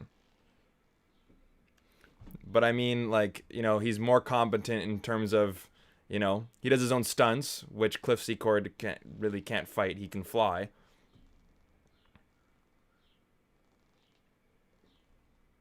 There it is. I love you. But the string is still attached. Watch out. Max, are you just looking for things bad to say about this movie? So I don't think you've said anything positive yet. I mean, if you genuinely hate it, then you genuinely hate it, but...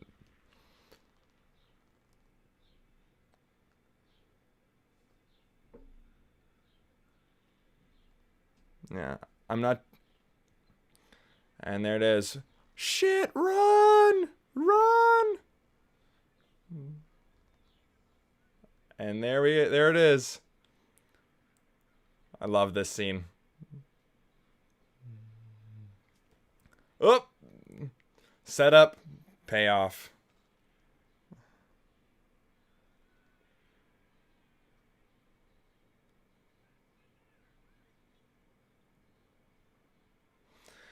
And here comes the Return of the Jedi shot. Jump for it! Boom. The Nazi blimp going down as our heroes escape. Cliff Secord saves the day. Score 1 for the Rocketeer.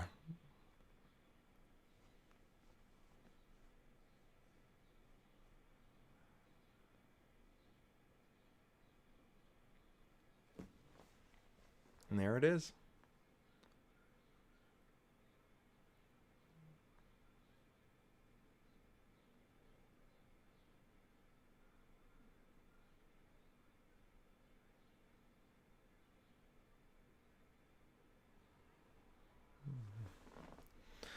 Oh, the good old media cover-up.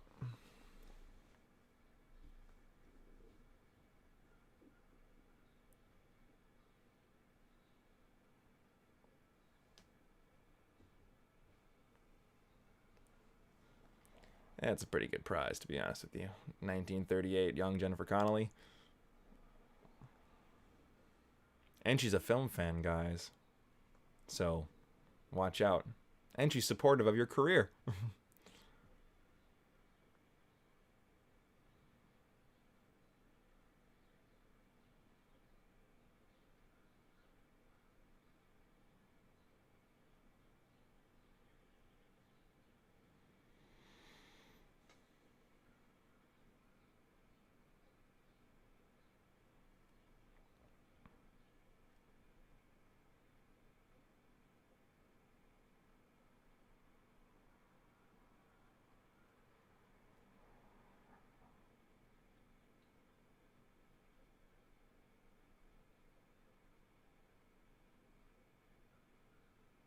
Oh, man. She gets me.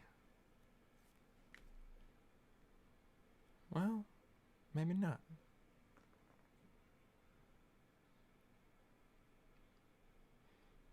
Oh, man. Oh, God, Brandon, don't do it. Don't do it. I'm getting emotional.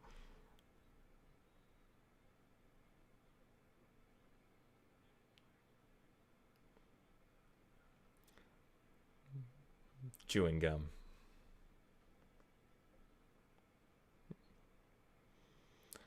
Pilot, Cliff Secord.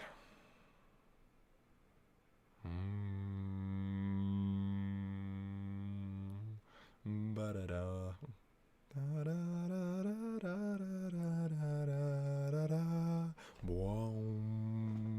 Get the timpanis.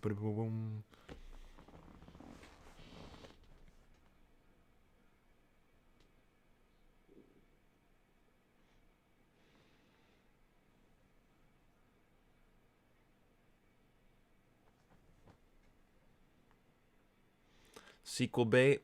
You know what I mean? And then, what's the line again?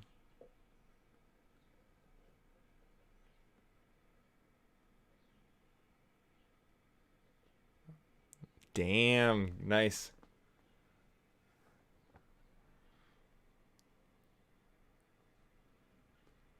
Are you watching it on your phone there, Sean? That's too bad. Boom.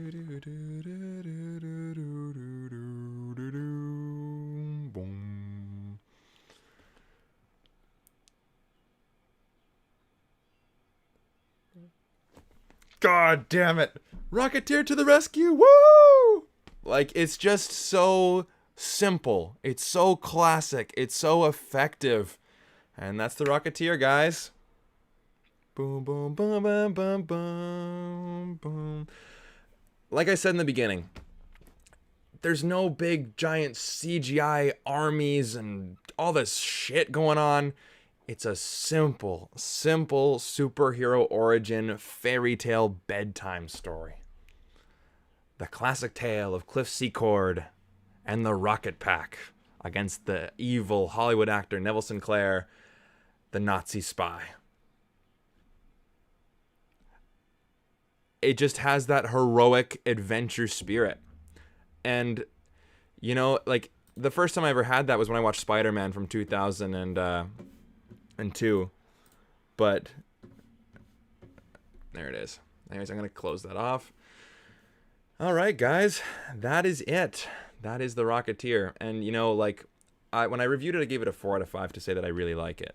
But, you know what? It just gets better and better every single time I see it, because, you know, you can talk about the special effect at the end when Neville Sinclair wasn't actually that good, you know, but then again, if you're going to be looking at it that way, then basically every single movie from the 30s, 40s, 50s, 60s, and 70s is basically obsolete, because you can take a look and say, well, that effect didn't hold up. All right, great. You know, so then if that's the case, then we should just throw all these movies in the garbage. You know, then what matters is story, right? And I've said this before, you know, and it's funny. I was actually drunk at a party when I thought of this. Some girl asked me, so why movies? And I thought about it, and I said, you know, well, okay, well, think about what you're actually doing when you go see a movie at a theater. You're driving. Most of you guys would drive to a theater. Maybe for me, it'd take about 20 minutes to drive to the theater. You'd sit down in a room full of 300, I don't know how big a theater is, 300 other strangers, people you don't even know, and you pay to get in. You pay your hard-earned money, you sit down, you stare at a screen for 2 hours, and you go home. Sounds riveting, doesn't it? But it's the story that's on screen. And what have human beings been doing ever since we've been able to learn how to speak? Tell stories. Why do you go see an action movie? Because you want to feel entertained. You want to feel that adrenaline rush, those thrills. Why do you want to watch a comedy? Because of the humor. You want to laugh. Why do you watch a romance? Because you want to feel all those warm, fuzzy feelings inside you. You know, why do you go see a horror movie? Because you want to feel scared. It's the emotion. It's the underlying emotion. And if a film can do that, regardless of what the plot is, whatever, regardless of what the characters are, regardless of blah, blah, blah, blah, blah, blah, if it doesn't get that strong emotional connection, then a film can be boring, right? And, you know, and with this movie captures that superhero heroic spirit just so well. And a big portion of that is the music, right? But you know what other art form can trigger your emotional, you know, triggers more than movies? It could be music, right? And just from a screenwriting standpoint, all the setups and payoffs and the structure of it, you know, introduce the characters, introduce their wants, their needs. Every single character is well developed. They have different things that are going on in their lives and they intertwine with one another. All the plot points are all set up. It's just a magnificent movie. But like I said, though, if you're in your 20s and you're used to watching, you know, Avengers and things like that, a movie like this you might not get, right? Because, you know, there isn't that CGI action. There isn't those, like, there's no edge to it. You know what I mean? It's not The Dark Knight. It's not, you know, Terminator 2, right? Terminator 2 came out the exact same summer as this. We can talk about how this film didn't get the recognition it deserved at the time because, of course, like, kids wouldn't get the Spruce Goose reference. They don't know who Howard Hughes is or Clark Gable or Errol Flynn, or they don't really care about that stuff. They wanted to watch Terminator and they wanted to watch Batman. They wanted to watch all these things. But then, you know, you have all these adults who like that kind of stuff, but then it's like, oh, it's kind of kiddie. You know, it's like a Disney movie. It's like this cute guy with a rocket pack, the Rocketeer. Oh, yay. You know, so it's like it falls into that gray area demographically. But nowadays, it just has everything that I want in a movie. So that's why I love The Rocketeer. Like, again, like, you guys saw me. I started to tear up when the music happened and he was flying and he was saving that guy. The Rocketeer, look, could you believe it? The flying man, call the presses. Who doesn't want to be a hero, right? Especially the slubby guy. He's down on his luck. His plane got destroyed. Oh, God. And then my girlfriend is hanging out with these movie stars. Oh, great. And he pulls through. The heroic spirit pulls through. Who doesn't want to be a hero, right? Not just, you know, all this like blue laser up in the sky thing. You know what I mean? But there it is. So anyways. So what did you guys think? If you guys haven't seen this movie before, I want to know what you guys think. So, okay, Celeste says, what do you think of Jamie Foxx playing Mike Tyson in a Mike Tyson biopic? Sure. Yeah, let's see it. We need a sequel. I would love to see a sequel. But I don't think we're getting one. The newer comics are fun because they continue the story on different timelines. Yeah, I mean, I could honestly, like, I don't have any. Sorry, I'm just reading Mac's shit on the movie and it's getting me emotional. But no, I'm just kidding. Yeah, like, I don't have any Rocketeer memorabilia. Like, I don't have a poster. I don't have anything like that. But I think maybe I just need to get maybe like a little Rocketeer thing. Maybe get a pin for a jacket or something. You know, I definitely like it. Totally agree. Dang it, he does not get a new jetpack. Yeah, but you know what? That's like the sequel bait. He gets the blueprints for one. Max gives it a 5 out of 10. Yeah, but you know what, though? I think the reasoning that you gave throughout the movie just makes my point. So, I want to watch it again. Yeah, I want to watch it again. I give this movie an A. Well, great. Celeste, I'm glad you liked it. Does any Disney movie have a better magic moment over this one? The one that pops in my head is when Buzz and Woody, spoiler alert, they fly at the end. You know, then there's like, hey, Buzz, you're flying. This isn't flying. This is falling in style. And I think there's some other Disney magic moments more than this, like the dance between Beauty and the Beast, um, the A Whole New World scene from Aladdin. Like there's other more Disney magic moments when Pinocchio becomes a real boy. When Cinderella gets her fairy godmother. I think there's more Disney magic scenes, but the Rocketeer definitely. It's a shame that this movie is not talked about that much, because it's, again, when it came out, it fell in that gray area. Kids didn't want to watch a movie about a jetpack, and again, when you look at it, it's like, Rise of Skywalker. They fly now. Everyone has jetpacks. What's so special about a jetpack? But it's an homage to those cliches, right? Again, oh, Timothy Dalton's just a mustache twirler. Yeah, but it takes place when mustache twirlers were the norm. You know what I mean? So it's like the best movie that 1938 ever made. You know what I mean? In terms of special effects. I get it. Like I said, the special effect when Nelson Claire dies, objectively speaking, it's not very good, right? It's dated, but even some movies that I still love have dated special effects is because they came out at that time, right? Wizard of Oz has some dated special effects. Does that mean that Wizard of Oz sucks now? I would argue no. Exactly. There's a reason why those movies are still timeless, is because it captures the imagination of the audience. And, like when people say like, oh, kids don't want to watch older movies, like obviously The Rocketeer is a bit of a different example because it was trying to do one thing, it was trying to do another thing. But like Willy Wonka and the Chocolate Factory, right? Like kids still like that movie because it's a good movie. You know what I mean? Max gives it a 5 out of 10. Yeah, that's a shame. I take the bus. Moreover, it's the emotion that makes you forget about real life. I remember when I went to see Equalizer 2, I was going through a loss and it helped me distract me for a while. Yeah, and see, that's the thing too. It's like, and I've learned this over the part of the quarantine too, is that so all you are is, you're not your thoughts, you're not your emotions. All you are is awareness, right? So here you are, you have the entire world out here. This is reality. Okay? And then you have basically you can sense all the information through your sight, through your sound, through, sight, sound, taste, smell, all that stuff. And then it goes through 2 filters, and that's how you take in the information, your thoughts and your emotions, right? And what do movies do? You're not thinking about how the chair feels. You're not thinking about how the theater smells, unless it really stinks. It's really distracting. But that's the thing. If it's really distracting, you're not paying attention to what's on the screen.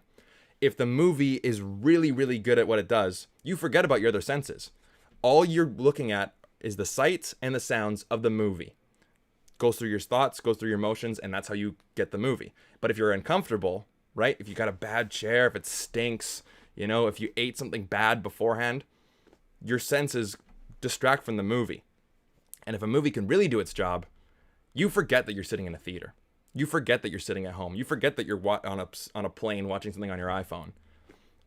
Good movies suck you in. That's what it is about escapism. But then on the other hand, I think that the best movies also have something to say about real life. They have something to say about humanity. So, anyways, 10 times better than the fake movies of the current days. I admire the old classic films because you can feel how much effort and thoughts they put in them. I agree to a certain extent, Heidi, for sure. But yeah, like it's just a classic adventure, and again, and I like Avengers Endgame a lot, and I don't think I'm shitting on that movie whatsoever, because I'm definitely not. But when I was thinking about it too, it's like, okay, well, what are the movies that I grew up watching? Like, what were the movies that were coming out when I was a kid? Like I was born in 95. So, I watched Shrek when I was 6. And then, the Sam Raimi Spider-Mans, Pirates of the Caribbean, Lord of the Rings, Harry Potter. Those were the movies that were coming out. The Star Wars prequels, right? So those are the kind of movies that I gravitated towards. But, nowadays, when people are growing up now, they have all these MCU movies to watch. They have all these cinematic universes. Those are going to be the films that, they get drawn to, and it's no fault of their own, right? Like I didn't get drawn to the 1980s action movies growing up as a kid because one, I wasn't shown them, as a kid. You know, I was shown, you know, Sound of Music and Mary Poppins and Chitty Chitty Bang Bang and the Disney movies, and obviously those movies. That when a movie like this comes along, you know, that doesn't have all this CGI, that doesn't have all these major, you know, CGI armies, and, you know, it's the standards for action have gotten so high that a movie like this would be considered boring to some people, which I think is a real shame, because I think of action and comedy, you know, oh, it's a funny movie, it's an action-packed movie, it's got good special effects. That's just the icing of the cake, you know, and it tastes good, right? Like, I can watch Rogue One and go, oh my god, it's amazing looking movie, the action, oh my god, the Star Wars. It's just like dipping your finger into a bunch of icing, you know. It tastes good, but is it really good for you? I think the substance, what you want, is characters, story, and an emotional attachment. Those are your 3 levels of your cake. Then if there's good action and good comedy on it, well then, you know, add some icing to that cake. Add some syrup to that giant stack of pancakes. Anyways, gotta go. Thought it had a little bit of a slow start, but the ending was fantastic. Very, overall, very enjoyable. I thought I could see James Mangold remaking this movie, even though it won't be remade. Yeah. If James Mangold says after Indiana Jones he wants to make another Rocketeer movie, I mean, again, that's the thing. It's all box office, right? If a movie flopped back in the day, I don't think they're going to remake it. But hey guys, you know what? If you guys like this movie, then definitely tell your friends about it. And if it gets enough of a following, you know, Tron Legacy got a sequel, right? So, you know what? Join the train. I'll start a petition. Rocketeer 2. This is the movie that I've watched over the last couple months, and I'm like, everyone's got to see this movie. Even though I think Full Metal Jacket is better. I think There Will Be Blood is better.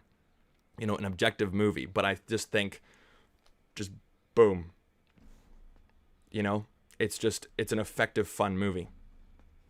Is it just me, or does Igor look like a character from Dick Tracy? Is that like the big, yeah. I think we've talked about that already. Have you talked about Keaton returning to the Flash movie to play a role akin to Tony Stark's in Spider-Man Homecoming? I haven't talked about it. You know, I don't really care that much about it, but sure. I mean, I like Michael Keaton as Batman, so why not? Was shown 80s action films when I was in school, which was a lot of fun. I like the substances in movies. However, this movie didn't have a lot of substances. It was a pretty simple plot. Yeah, you can have a pretty simple plot, but I'd say that it was pretty substance filled. I think all the characters had quite a lot going on, you know, but not legally. The teachers didn't mind. Oh, yeah. No, I would argue that this film did have enough substance. I would argue that this film didn't have any edge, right? Like, you know, you have one bitch in the movie, right? And then you have, you know, the score is very, very lighthearted, whimsical, adventurous, magical.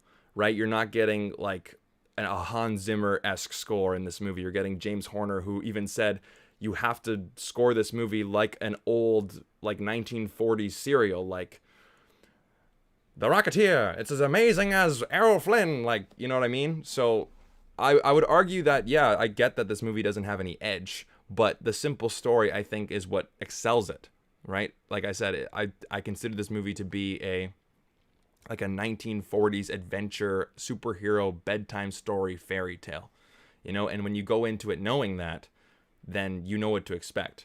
And because I think that a lot of people, and I've had this argument with people before, but when they go into a movie expecting one thing and they get something else, regardless of what it actually is, just because they were wrong, they felt, you know, they feel like they got duped, and they go, well, that's a shitty movie.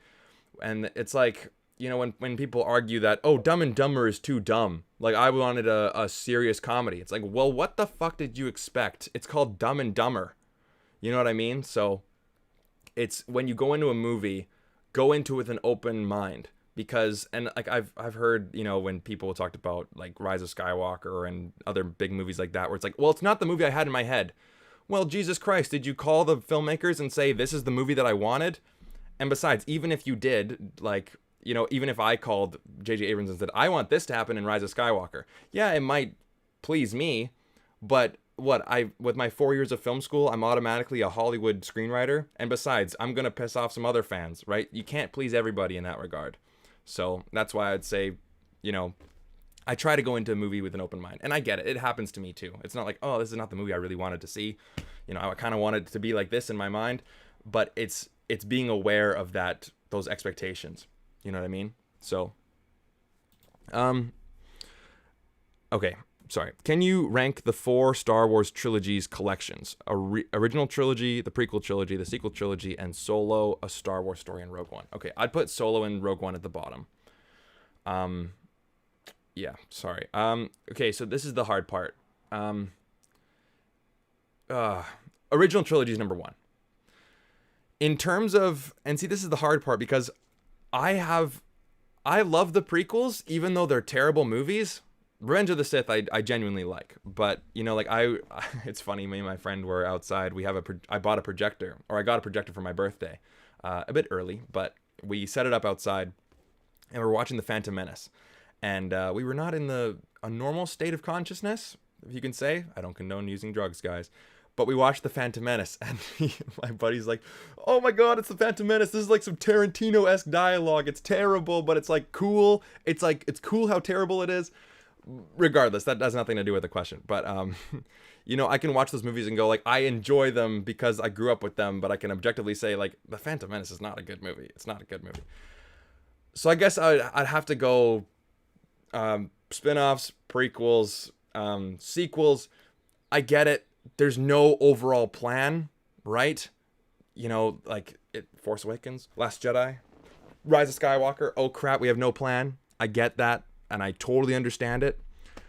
But I just enjoy watching The Force Awakens more than Phantom Menace and Attack of the Clones. I enjoy watching Last Jedi more than Phantom Menace and Attack of the Clones. I enjoy watching Rise of Skywalker more than Phantom Menace and Attack of the Clones. I enjoy watching Revenge of the Sith more than all 3 of the sequels. But then original trilogy, top number one. The guy Tom H left a weird comment on your Rocketeer video about what he would do. Yeah, that's what I was talking about earlier. It's just, yeah, and like if you guys didn't hear, but I've said it a couple times in the video during my Rocketeer review. He was talking about when Neville Sinclair kidnapped Jenny and put some chloroform over her face, and he goes, well, if I was in that situation, if I had kidnapped her, what I would do, I would tickle her, and I'd kiss her, and I'd do all these things, because she's so gorgeous. Like, you don't understand, Brandon. She's gorgeous. Like, you don't understand. Like, you don't get it. Like, you think you get it, but you don't get it. Like, she is amazing, and if I kidnapped her, then I would tickle her and kiss her. I'm like, dude, what the fuck do you want me to say? It's like, dude, if you need to kidnap women to sleep with them, then I think you need to work on your game. You know what I mean? Or work on your inner masculinity, work on your confidence. Like, Jesus Christ. And maybe, you know what, just keep those things to yourself. You know what I mean? So anyways, are there any actors you don't like for no good reason? I don't know. I can't stand Kevin Costner films. You know what? That I understand that. There's something about Kevin Costner that's just like, he looks kind of like the dad who would get mad if you messed up his order at a McDonald's drive-thru. Should have reported him. Nah, the more comments on, you know what, like he's not doing anything wrong on my video. He's just being weird.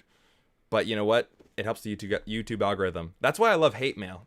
So when like, I don't know if you guys follow me on Instagram, but like when that guy was telling me like, you will suffer, you are shithead, Lion King is great, and he kept commenting and kept commenting and kept commenting, that skyrocketed my views.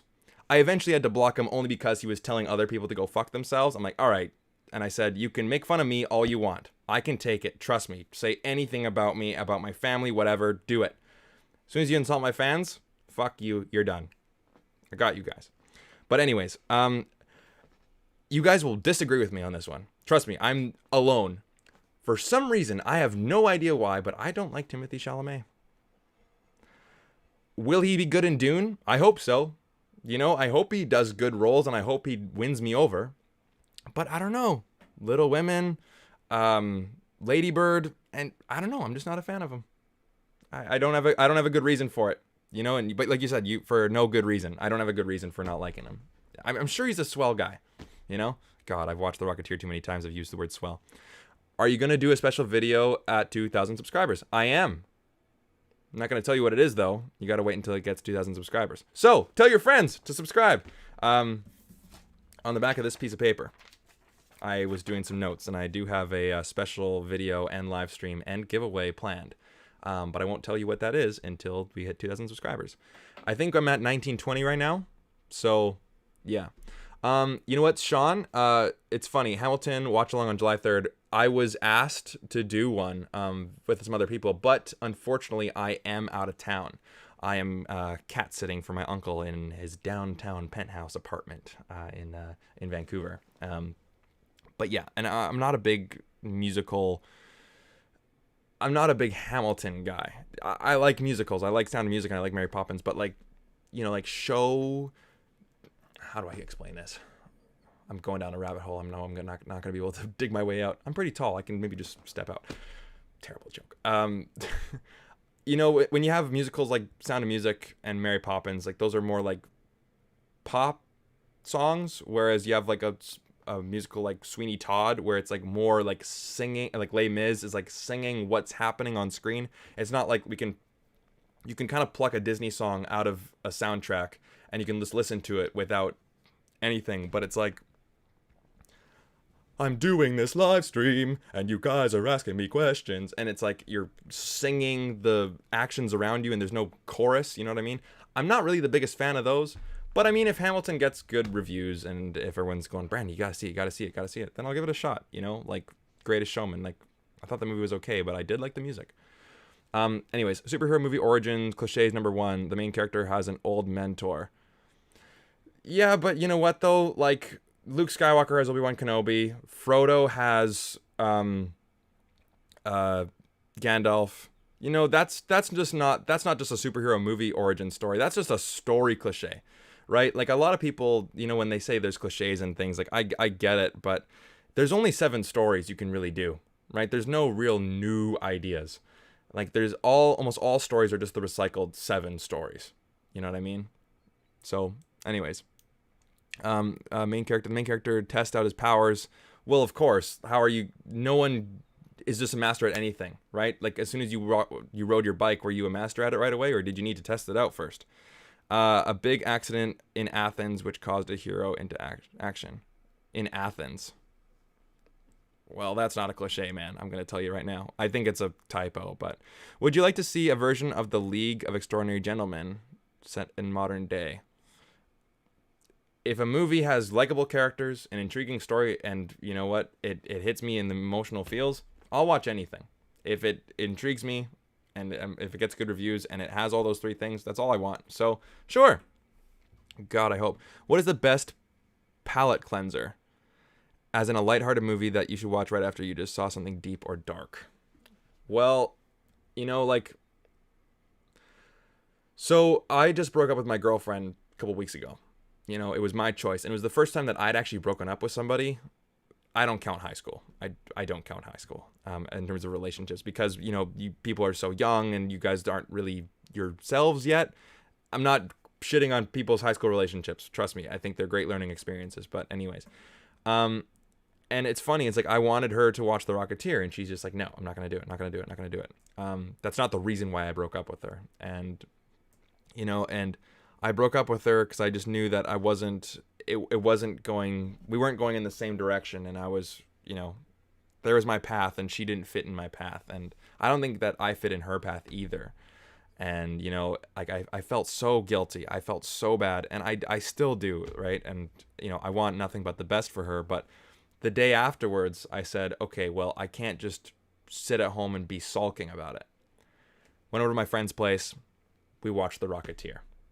Right? And, it just reminded me that, what? No matter what happens, life moves on. No matter how dark and depressed you are, the sun's going to rise the next day. And life's going to keep moving forward with or without you. So you can be stuck in the past, or you can keep going. So, the best palate cleanser, it really depends on the person, right? Like, I remember when I got absolutely heartbroken, a couple years ago, and that was like the most transformative moment, right? When guys, especially, like when you're at that point and then something happens, heartbreak, betrayal, whatever, you go down in the dumps, but that's when it's like an ego death, right? And you start to question everything. I watched Braveheart, right? And that's a movie about a guy who falls in love with a woman, and spoiler alert, she dies at a gruesome way. So, to me, that was a palate cleanser because I love that movie. I think the best palate cleanser is literally just watch your favorite movie of all time, or just a movie that just lifts your spirits. And I think that's different for everyone. Like Jerry Maguire is a movie for me that like you feel so much better about yourself when you watch Jerry Maguire. At least for me and the people that I know.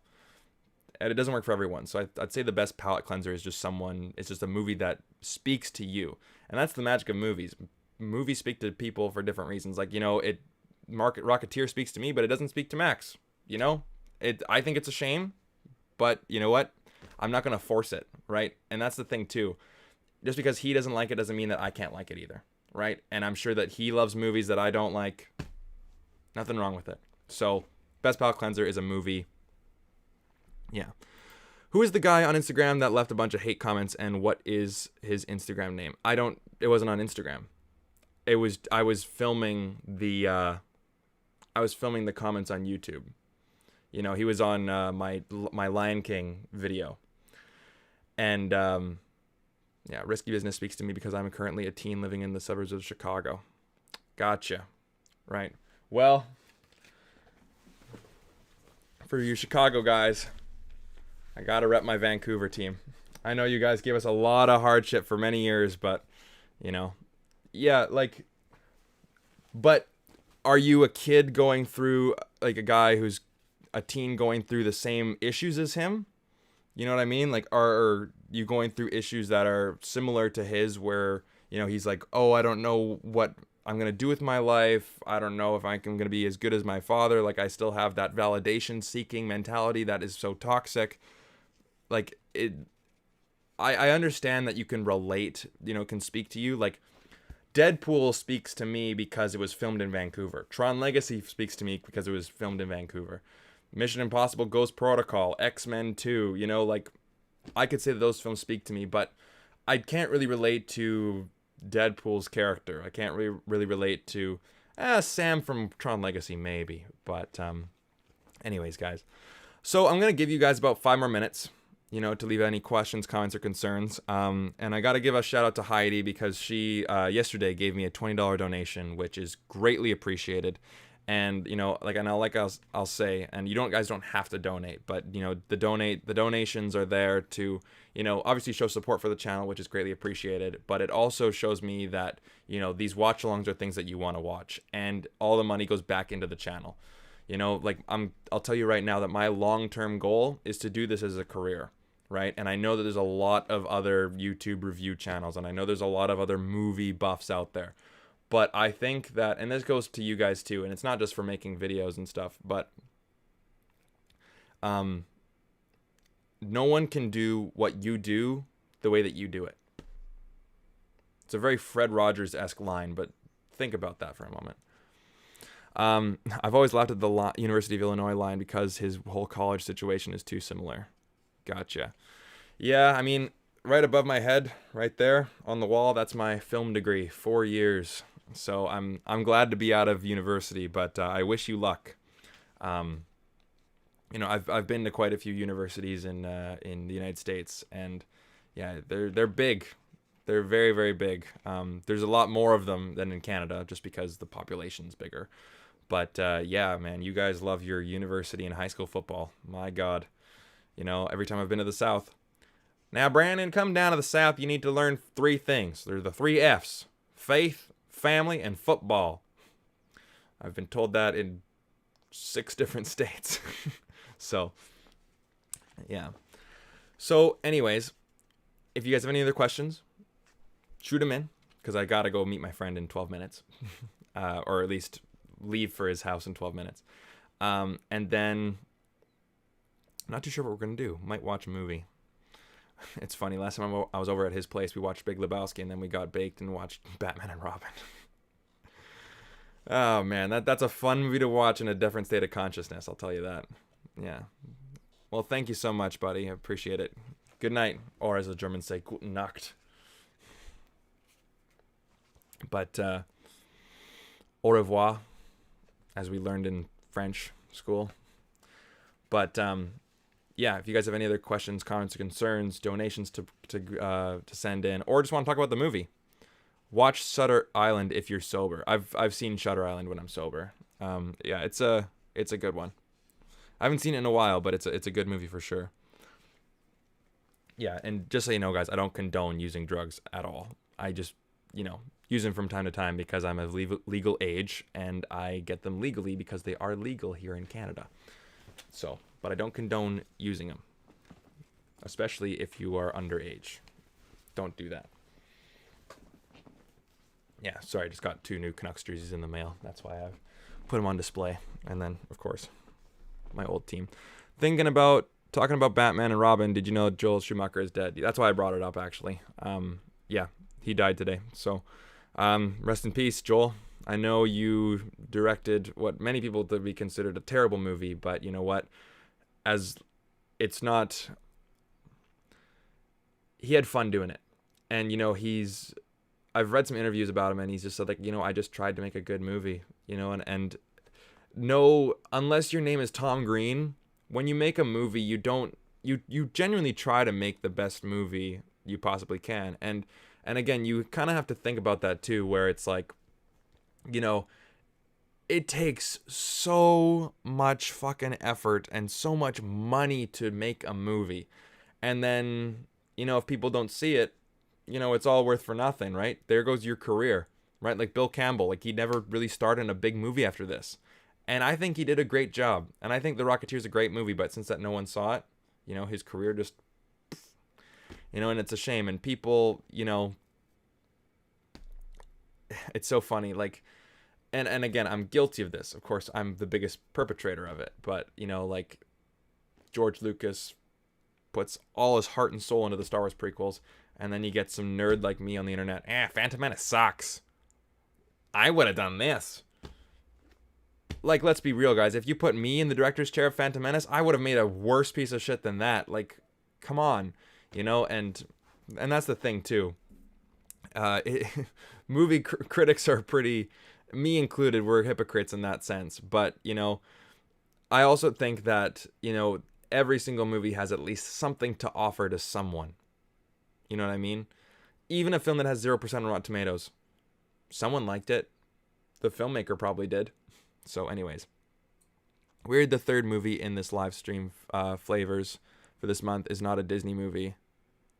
Weird that the third movie in this live stream flavors for the month is not a Disney movie. Also, rip Joel Schumacher. Yeah, I know. I did, the last week I did was like Disney classics, but then I just wanted to do, and like I said, after going through something personal like that, I just wanted to get my life back in order. Like it's an ego death, right? It's just, okay, now you have nothing. You don't have someone to text at night. You don't have this. You don't have that. You don't need this. You don't need that. You just got to get your life back in order. And it was going off the rails for months. And, if you're watching this, you know who you are. I'm thankful for everything.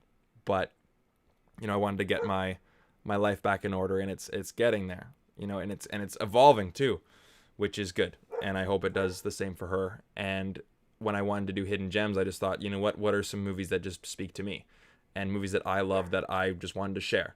So it's not that I'm a Disney shill. It's not that I'm saying that Disney's better than Warner Brothers or better than Universal. You know what I mean? It's just that for Hidden Gems Week, I just wanted to watch these movies, So, and trust me, if I do more watch-alongs after this week, which I plan on doing, if more people start showing up, right? If they start gaining more subscribers, if they start getting more donations, if it's a return of investment, right? Then of course I'll do more Warner Brothers. I'll do Harry Potter. I'll do some Marvel movies. I'll do old Marvel movies. You know what I mean? I'll do some classics. I'll do, like a bunch of different things. I was honestly thinking about doing Chick Flick Week and just watch like Clueless, Mean Girls, Bring It On, and like Legally Blonde. Movies that, guys would look at and just go like, oh, fuck this. Like, I'm not watching this. But those movies are all fantastic. Like, they're all really fantastic. So I thought that would be kind of a fun kind of gimmick. But, we'll see. Again, we'll see how life goes. Today I learned that Shutter Island has no original pieces of composure. I'm not too sure what you mean by that. Composure. Anyways, my top 5 worst movies of 2019. Cats, The Addams Family, Star Wars, The Rise of Skywalker, K-12, and Dumbo. I didn't mind Rise of Skywalker, and I didn't mind Dumbo. Oh yeah, Billy Campbell was actually Bram Stoker Dracula. Yeah, I think Celeste was talking about how American Made is on Wednesday and not Disney produced. Yeah, I got that part. Yeah. Yeah, it just happened to be that way that the last couple of watch-alongs were Disney movies. I'm not trying to push an agenda. I'm not trying to say something that Disney's better than other studios. For this week, I just wanted to watch movies that I love, that I don't think get enough appreciation. Like a Goofy movie, gets overshadowed by The Lion King and Beauty and the Beast and Pinocchio and Snow White and Dumbo and Bambi and all those guys.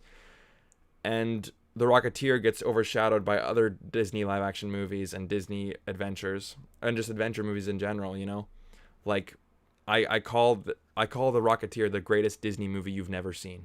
You know what I mean? So anyways, guys, it's not a Disney agenda, I promise. American Made might be a Tom Cruise agenda because, of course, when you think of Tom Cruise, you think Mission Impossible, right? Over there.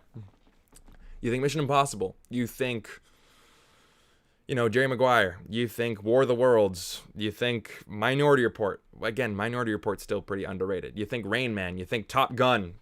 Top Gun is the one that most people think of first. I didn't. American Made just seemed to just kind of float by. But I think it's really, really fantastic. And it's on Canadian Netflix. I don't know about American Netflix, but, it's a good one. I hope you guys can be there for that one. So anyways, guys, thank you so much. This was a really, really fun one. I love watching The Rocketeer, and I'm glad that I was able to, to show you guys The Rocketeer. And if you guys hadn't seen it if you guys have seen it for the first time tonight and liked it, then, that makes me so happy. Because I think that movies like this and movies that, get your heart pumping and just are really uplifting can really just feel really, really, really great. Anyways, I'll read these last two comments. Exactly what I was talking about. And also K-12 is a musical from last year, which was the few R-rated musicals. Oh yeah, the person who starred in the movie also did the music, who wrote, directed, produced it, made the worst incompetent movies. I'm not too sure what movie you're talking about, but regardless. Anyways, thanks, Brandon. Enjoy the editing. Heidi, you're the best. And again, thank you so much for the donation yesterday. And yeah, thank you guys so much for joining this watch along. I'm getting closer to 2,000 subscribers. That's just mind-boggling, man. That's just fucking mind-boggling. It took me 2 years to get to 1,000, and it has taken me maybe, just another 7 months to get to 2,000. So, you know what? Let's cut that number in half again. And like during this quarantine, my channel's grown so much. So, thank you to you guys. And I do have a very, very special video planned for 2,000 subscribers. So if you guys want to see that quicker, tell your friends. So anyways, guys, may the force be with you all. Thank you so much for watching The Rocketeer with me. I had a blast, and I hopefully will see you on Wednesday for American Made. Have a good night, everybody. Stay safe.